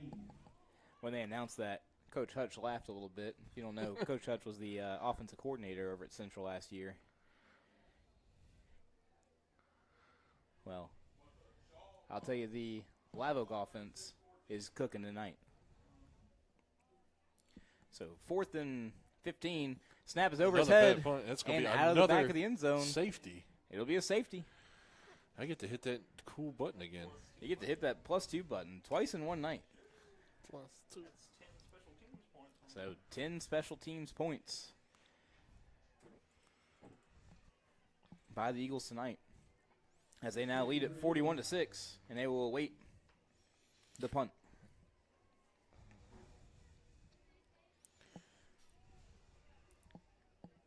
Kale learned a new rule tonight. It's been a very educational night, you know.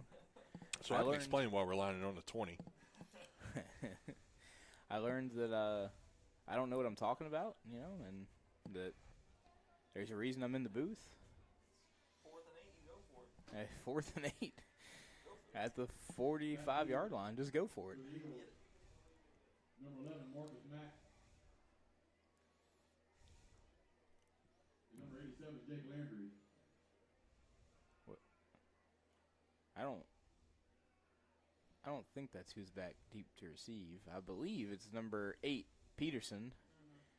Number 4, Whitehead. He might be looking at the first row here. Yeah, that's that. That's Mack and Landry. Let's see if we run the ball this time. I try to advance it. They let him kick it from a tee. And we will advance.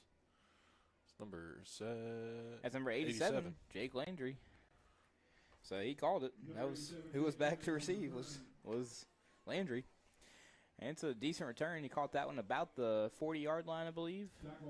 Made it all the way to the opposite 41.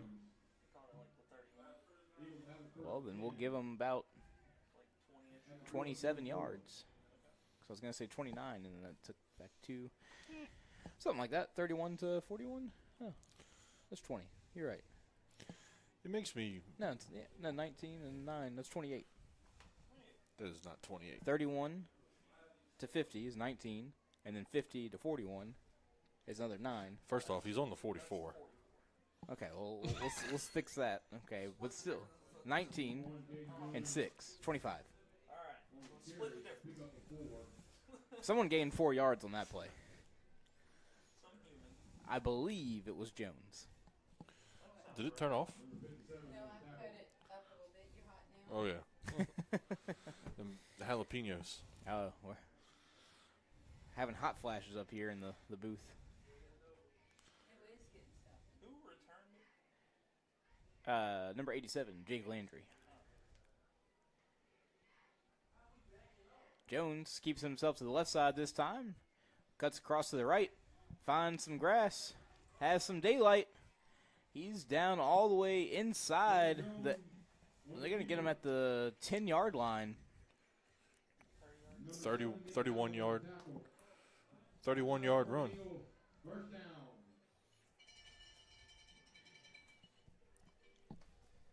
Over the 200 mark. So that puts him over 200 yards rushing for the game.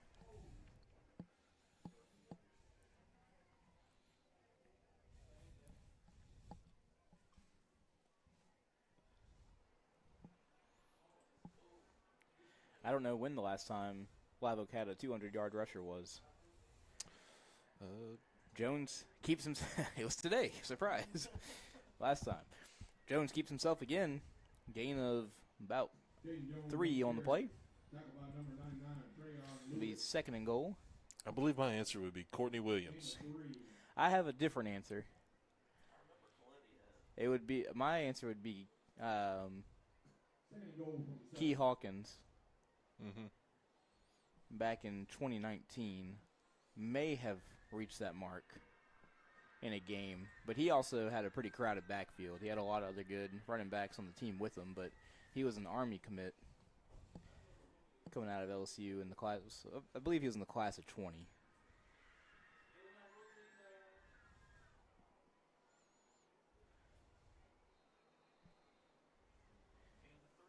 Jones keeps himself again and gets up to the 5-yard line. Gain of 2. Jones on the keeper.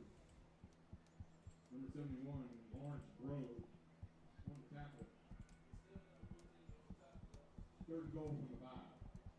So 3rd and goal from the 5-yard line. Let's see if they change up the formation here a little bit. So still 4 wide receivers. Whitehead's man in motion. Jones will keep and he'll pass. Looking to the near sideline. Cutting across the field. Intended for number 17, Landry Smart. Got to stop the clock. And it's incomplete. Thank you. Don't pass. Intended for Landry Smart. Incomplete. So that'll bring in the field goal team. And Breck Schultz In the kick. will get an opportunity to score 3 more. Holding number 3, Chase Griffin. So he'll be kicking this one from the 14-yard line, 13-yard line. Oh, wherever Griffin decides to put his foot down, the 12-yard line. It'll be a 22-yard field goal attempt.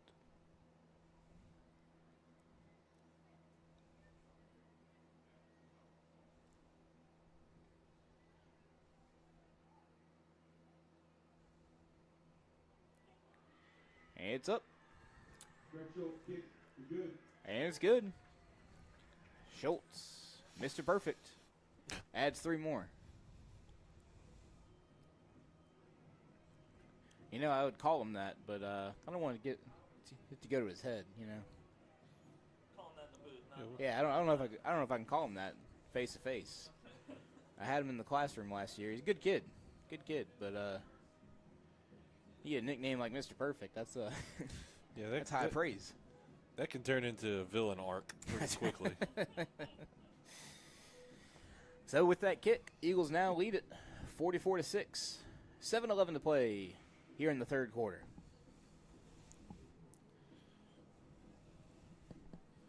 Number 25, Greg Schultz, new kicker for the Eagles. Back kick for the Bruins, number 2, David Perry. And number 4, Rashawn Addison.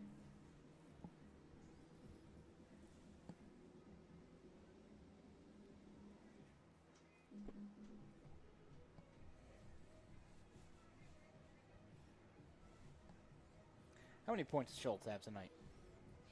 Yeah, between all of his kicks. Is that 2 field goals and a couple PATs? 4 PATs. He said 10 points. points. All right. Tied with the rest of the special teams. Oh, the ball fell off the tee. Mr. Perfect, get it together. There's no wind out there. Must be the ground shaking from this music. It's the rhythm. Feel the rhythm. Feel the rye. Get on up. It's bobsled time. What year is it? I don't know. Here's Schultz with the kick. 1996. Hey, Nana would be proud. I watched Cool Running so many times over there on VHS. That was one of the 3 movies she had over there that I would watch. That, Free Willy. I've got pride. I've got power. God, what else would I? Well, I don't know. I can remember those 2 for sure. Yeah. He kissed the egg. You dead, man? The John Candy movie, man. That was one of the She last loved movies Ricky he Bobby. made. Yeah, Ricky Bobby. It was. Yeah, she loved Ricky Bobby. I remember going in there one night. She was just cracking up, and I was like, "What are you doing?" She's watching Will Ferrell movie. All right.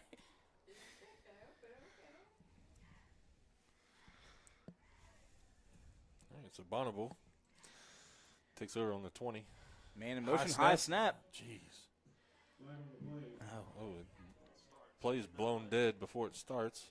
oh, there. False start on the Well, offense. fortunate. So it's going to back them up another 5 yards. It'll be 1st and 15 from the 15. Well, it's better than the alternative. So, Second and 22 from 8. yeah. A bit of a difference there. So, still first down. 15 to go.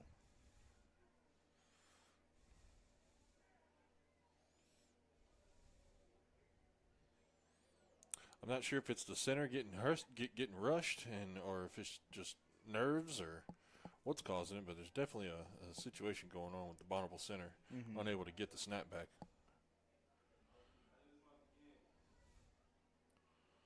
He does have a man lined up over him every play. It could Right. be something with that. Quick pass. Makes one man miss, but then tackled from behind by number 49, Jacob Cowart. Main pass. Gain of 6 on the play. It'll be 2nd and 9. Kyle Merritt on the tackle. Gain of 1. Second down 9.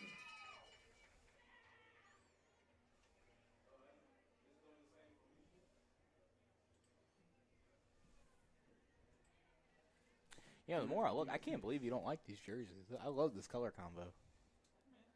I think it looks nice. And all right. Too much yellow. Quarterback fakes the handoff. Looks for the draw. I just think yellow And a loss of 4 on the play. I do agree. I think the yellow looks best as an accent color for our color scheme. But I think the blue does it well. It's a primary color. I don't like it whenever LSU Can't calls call it an accent Oh. color I love. when it is a primary color. Now I'll say I love the purple jerseys for LSU more than anything. primary color. That's why they're wearing 2 primary colors. If they're both primary colors. Yeah, you say how easy the numbers are to read. They are. But the blue jerseys that all the teachers were wearing today, those were especially easy to read. 'Cause I was. See yellow better than you can see blue. It was white on blue, so it was really easy to read. Yeah, this is basketball. With the Jaws theme.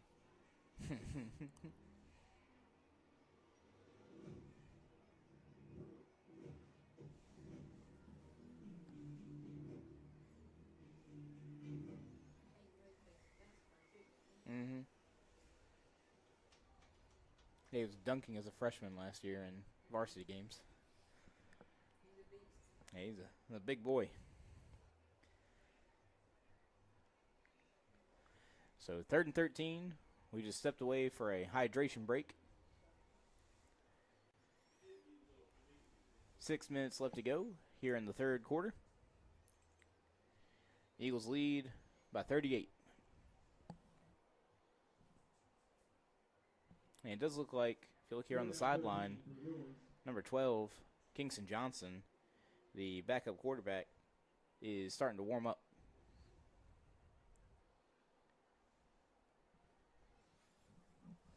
Here's a snap. Looking to the far side, has a man down the field. This one will be knocked incomplete. They'll throw a flag on Jace Griffin. That's I didn't get to see the replay. But it felt like it was kind of boom, boom. I couldn't tell if he got there before the pass or not, but it was real close if it was.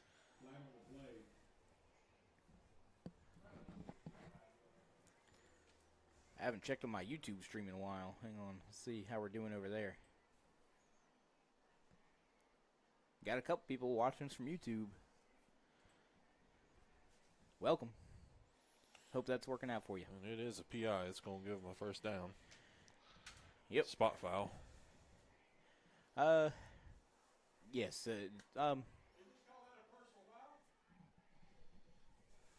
No, I don't think so. No, I think it was just pass interference. No. I think it's PI. Yeah, it wasn't a spot foul either because they did it. It's only a spot foul in the NFL, which is brutal, but I guess it makes sense. You know, they're pros. Griffin almost had an interception on that one on the following play. Had a shot at it. Was about a step or two behind it. And it'll be 2nd and 10.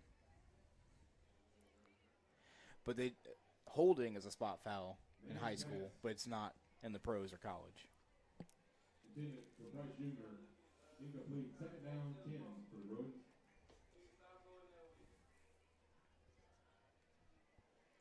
But not defensive holding. Defensive holding is not a spot foul. I don't think. Yeah. Passing. On 2nd down, it's complete. Caught Getting up over the middle field. by Amari Doty. Number 13, Adam Karras on the tackle. But it's a big gain on 2nd down for the Bruins. We got there.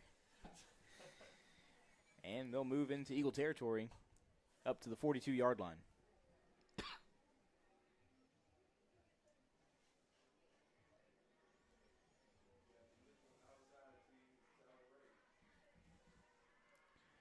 Here's a snap. Throwing on 1st down. Wide receiver screen. Ooh. Hit hard by number 22. That's Brennan Wilson. Complete to number 13. Tackle by number 22, Brandon Wilson. 1 yard gain. 2nd down 9.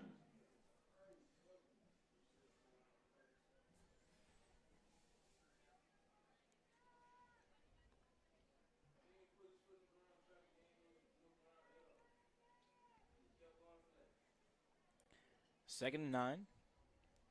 Man in motion. Here's the snap. Looking to the far side, throws it up over the middle, and it is complete. Ooh, and the fumble. ball is out. That's a fumble. That's a live ball. That's going to be tough. Peterson does recover, but is he in the end zone for a touchback or not will be the discussion. Or are they going to call him down? They are going to call a touchback, I believe. That's correct.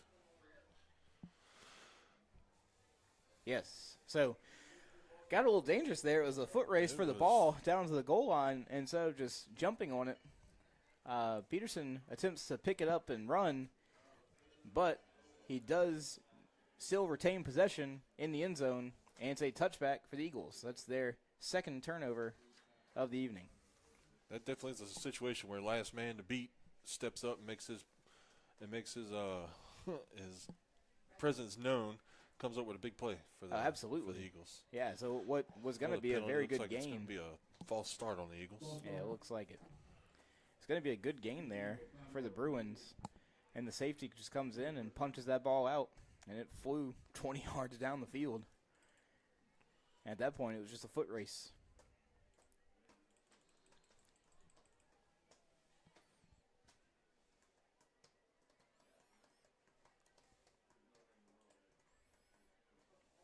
Pass caught over the middle. Short gain. Jones pass. Yes. Complete to number 4, Kenny Whitehead. Passes to Whitehead, gain of 5 on first down. 5-yard completion back to the original line of scrimmage. 2nd down 10. So 2nd and 10 for the Eagles. 3:46 left to go in the third quarter. Jones scrambles, not able to evade the pressure, and he'll be sacked. It's going to be a loss of about 6. They'll say 5. And it'll be 3rd and 15.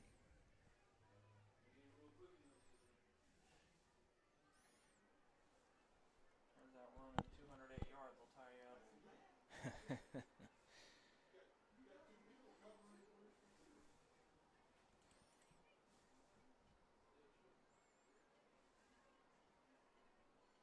Eagles taking their time here, trying to get the right play in. On 3rd and 15. Seems like an obvious passing down, but I've been wrong. I'm 0 for 2 on the evening. Jones takes it, does look to throw, has a man in his face, scrambles to the outside, looking down the field, and he will throw it out of bounds. Incomplete. And the Eagles will be forced to punt. I believe their first punt of the evening. That is correct.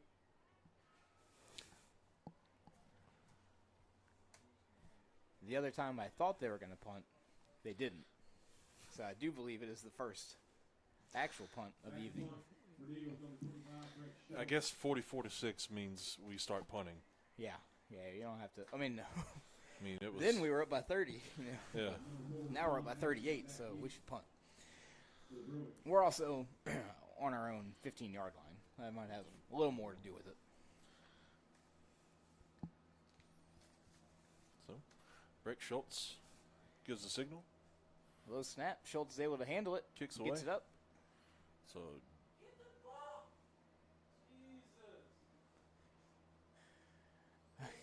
Trying to push him into it.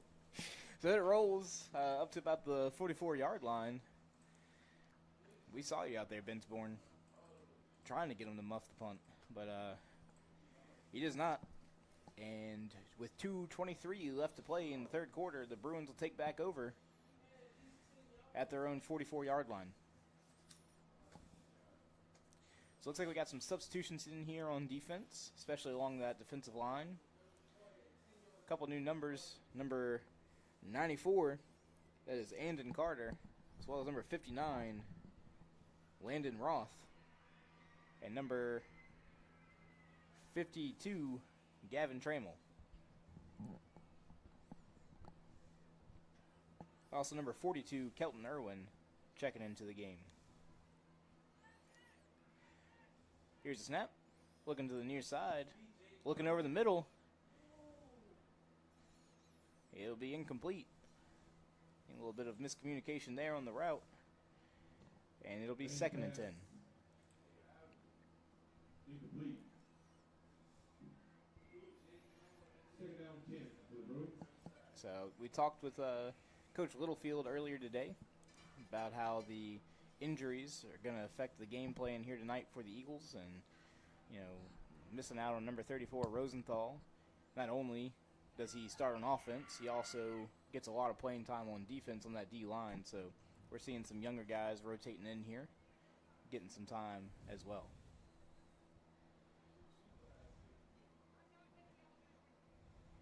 Here's a snap. The pressure's to him. He's going to scramble. And he'll be knocked out of bounds at the 47-yard line, I believe by number 42, Kelton Irwin. Jeez.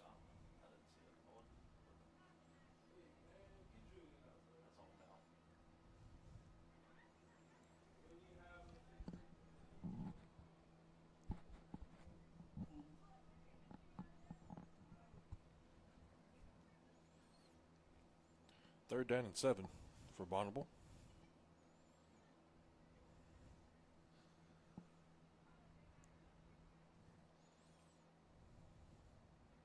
Five seconds on the play clock, and players walk into the line of scrimmage. That was a delay of the game.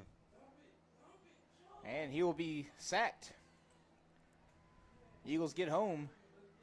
Combo sack, number 52, Gavin Trammell. And number 49, or is that 8? I think it's 48, Gabe Harvey, combined for the sack. Number 52, Gavin Trammell. Number 48, Gabe Harvey. Looks like they're going to go for it on 4th and 11. Yeah, I can't say I blame him at this point in the game. At least near midfield, and see if he can make something happen. Saw number 54 check into the game. That is Jacob Tibbetts. 2 receivers to the left, 2 to the right. Here's a snap. Pressure's on him. He's going to dump it off to the back. And he's got some room to run. He's got a lot of room to run. He'll finally be tackled up around the 33-yard line. Tackle made by number 8, Jack Peterson. And it's first down for the Bruins. Just over a minute to go here in the third.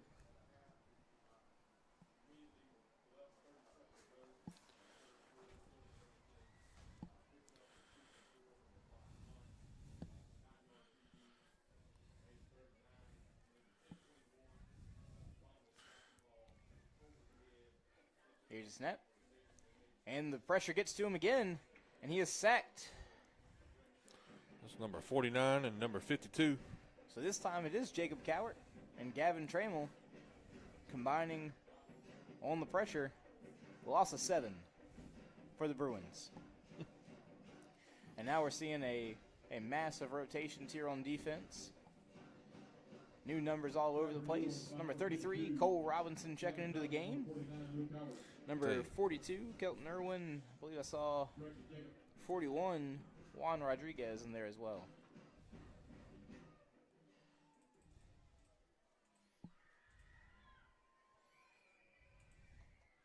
Stop your clock.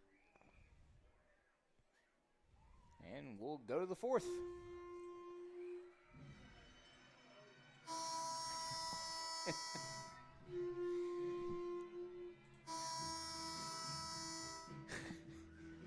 He's trying to match how many times he does it.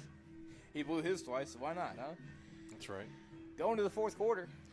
Got a little montage of big plays in Live Oak history that happened in the fourth quarter. A couple from the state playoffs in 2015 against Ouachita,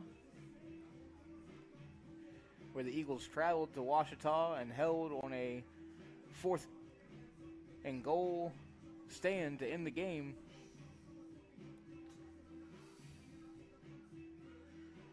Denham Springs in 2018, the Hail Mary for the game winner here at home In 2020, the blocked field goal, kick 6, that sealed the first meeting against Coach Brett Beard as the head coach of the Denham Springs Yellow Jackets. Well, you know, another trivia question for you there, huh? Who blocked that kick? That would be none other than our cousin.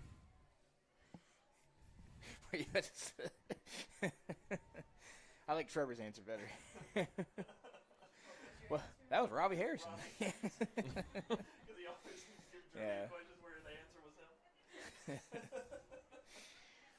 Oh, goodness. Yeah, Michael Summers blocked it. Will Entrepont ran it back for a touchdown. Pressure coming again, escaping. And he'll be knocked out of bounds on the near sideline by numbers 49 and 42, Cowart and Irwin. Maybe a short gain on the play. Short loss on the play.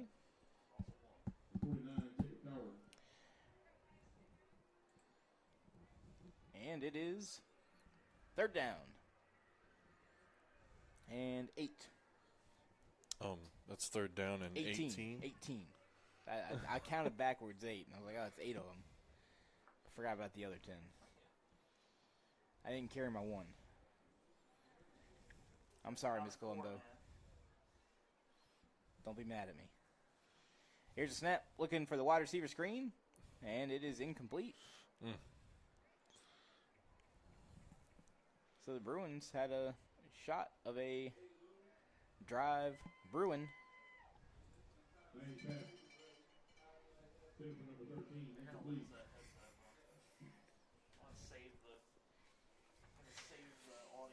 Come on, that was a good one. And they're going to go for it here on fourth down. I mean, they went for it on the opposite 40. Why not on this 40? 4th and 18. Here's snap. It's a surprise punt. And it'll be caught. Go. By Go. number 42, Kelton Irwin. He'll advance it up the field for, give him 15 yards.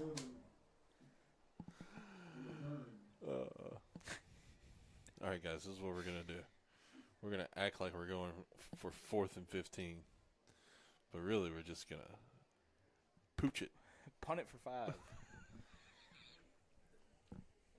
I've seen it work before. And just trying to disguise it. Just that kick did not come off his foot very well. Well, the problem is they don't have a Breck Schultz. That's right. That's right. They could have kicked a field goal from there, but they had a Breck Schultz. That's right. Number 42, Kelton Irwin on the return there. Look, he's going in the stat sheet. Look at that. So Kingston Johnson is now the quarterback for the Eagles. And on first down, we have offsides by the Bruins, 5-yard penalty. 1st and 5. Offsides against the Bruins. 5-yard penalty. Remains first down.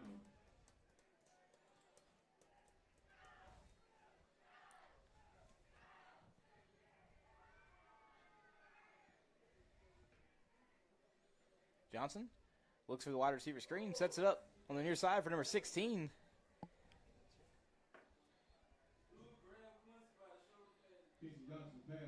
And so they never marked where he got to. I think he got about 3 or 4 yards.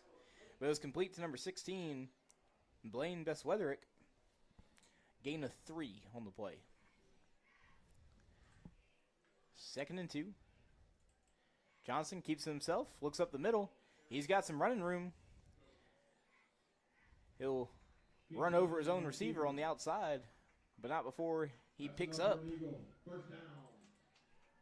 some yards. I think it was at the 37. Now they're at the 30. At the 29, so 8 yards.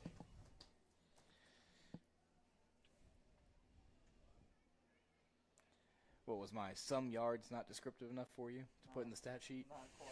Sorry, man. I can't just type some. Some. A couple more than a few, you know? Anywhere between 1 and 10. Yeah.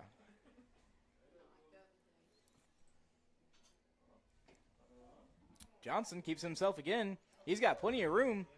Mack has the block, and Johnson will waltz into the end zone for 6 from 29 yards out.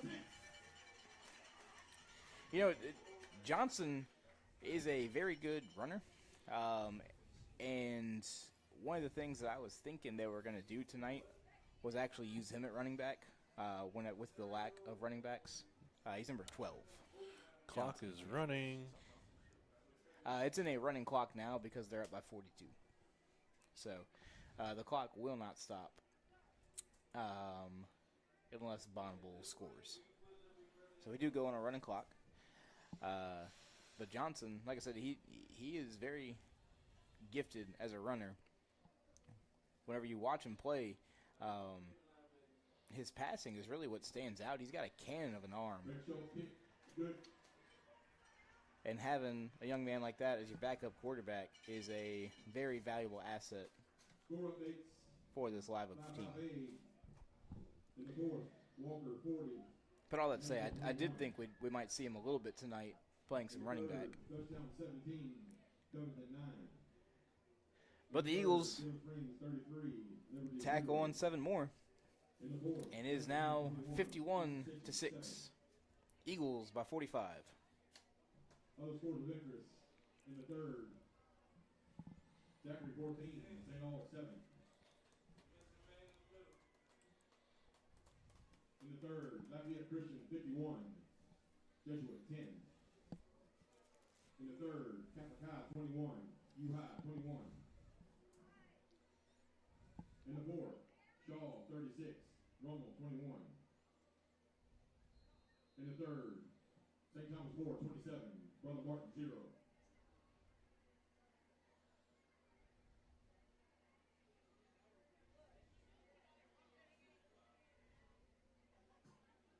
Kicking for the Eagles, number 25, Brett Schultz. Back deep, number 2, David Perry, and number 4, Rashawn Addison. Schultz with the kickoff. And it lands in the end zone for a touchback.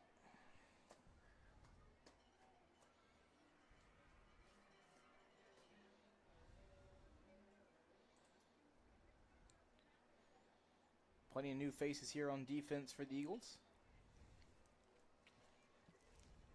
See if we can pick any out here. Number 35, Porter Rutledge. 44, Nick Collier. 41, Juan Rodriguez. 33, Cole Robinson. On the line, we have Gavin Trammell, Jacob Tibbetts, Landon Roth, and Andon Carter. Looks like the secondary remains somewhat the same.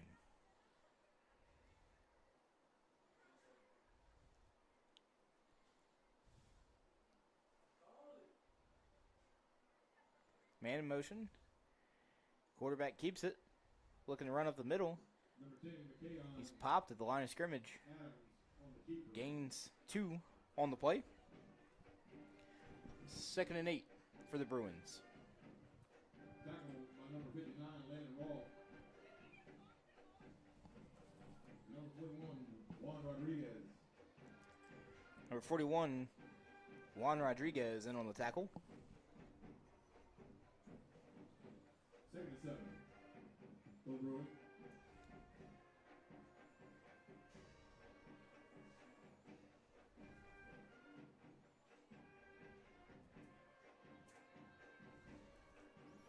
Another penalty on the play.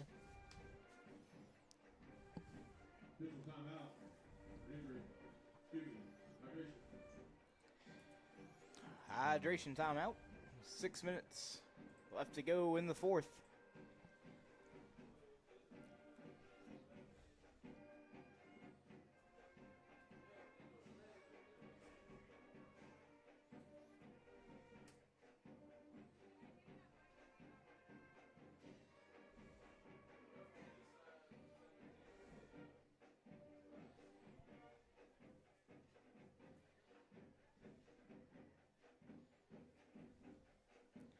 our sports medicine team, helping take care of all the athletes tonight. And they've got an army of them out there tonight.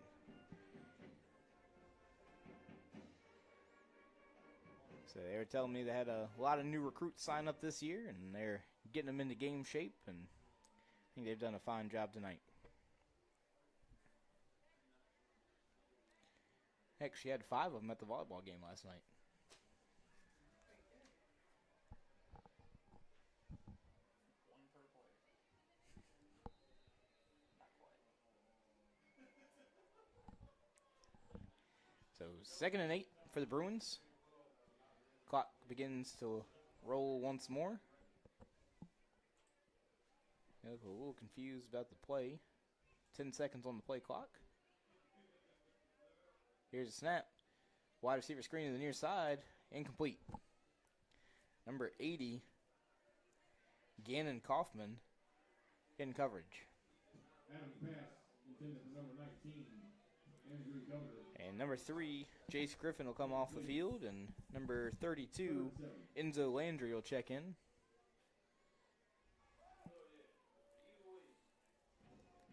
So just about a full change of defense here by the Eagles at this point. I believe the only one still playing is number 21, Brody Welch.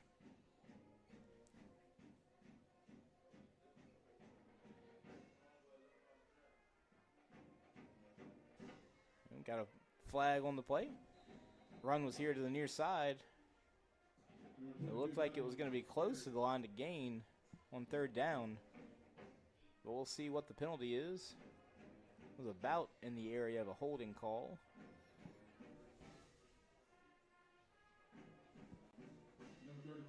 And that's what it is. Holding on the Bruins. 10-yard penalty. Spot foul. They'll replay 3rd down.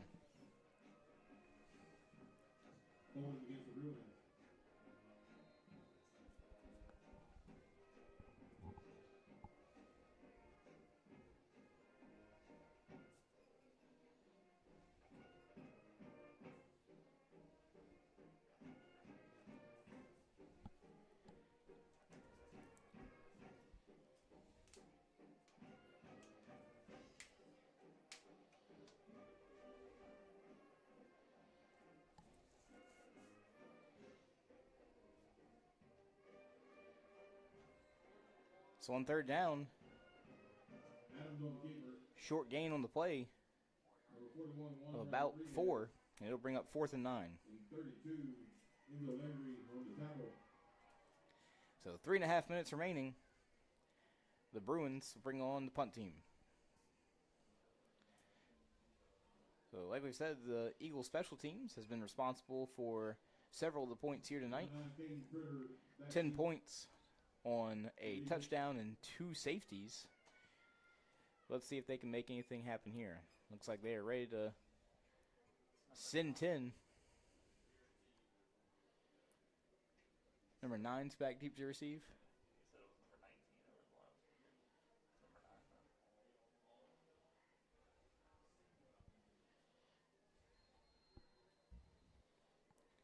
There was a flag, or the whistle. It's blown dead. Words I'm looking for. Might have been offsides on the Eagles. Coach Deasy's down there fussing. I don't know. It was a delay game. Okay. Maybe just felt like yelling. Maybe he was encouraging. Yeah. Oh, he's pulling someone out. I don't. Or we didn't have enough players in. No, he's pulling someone out.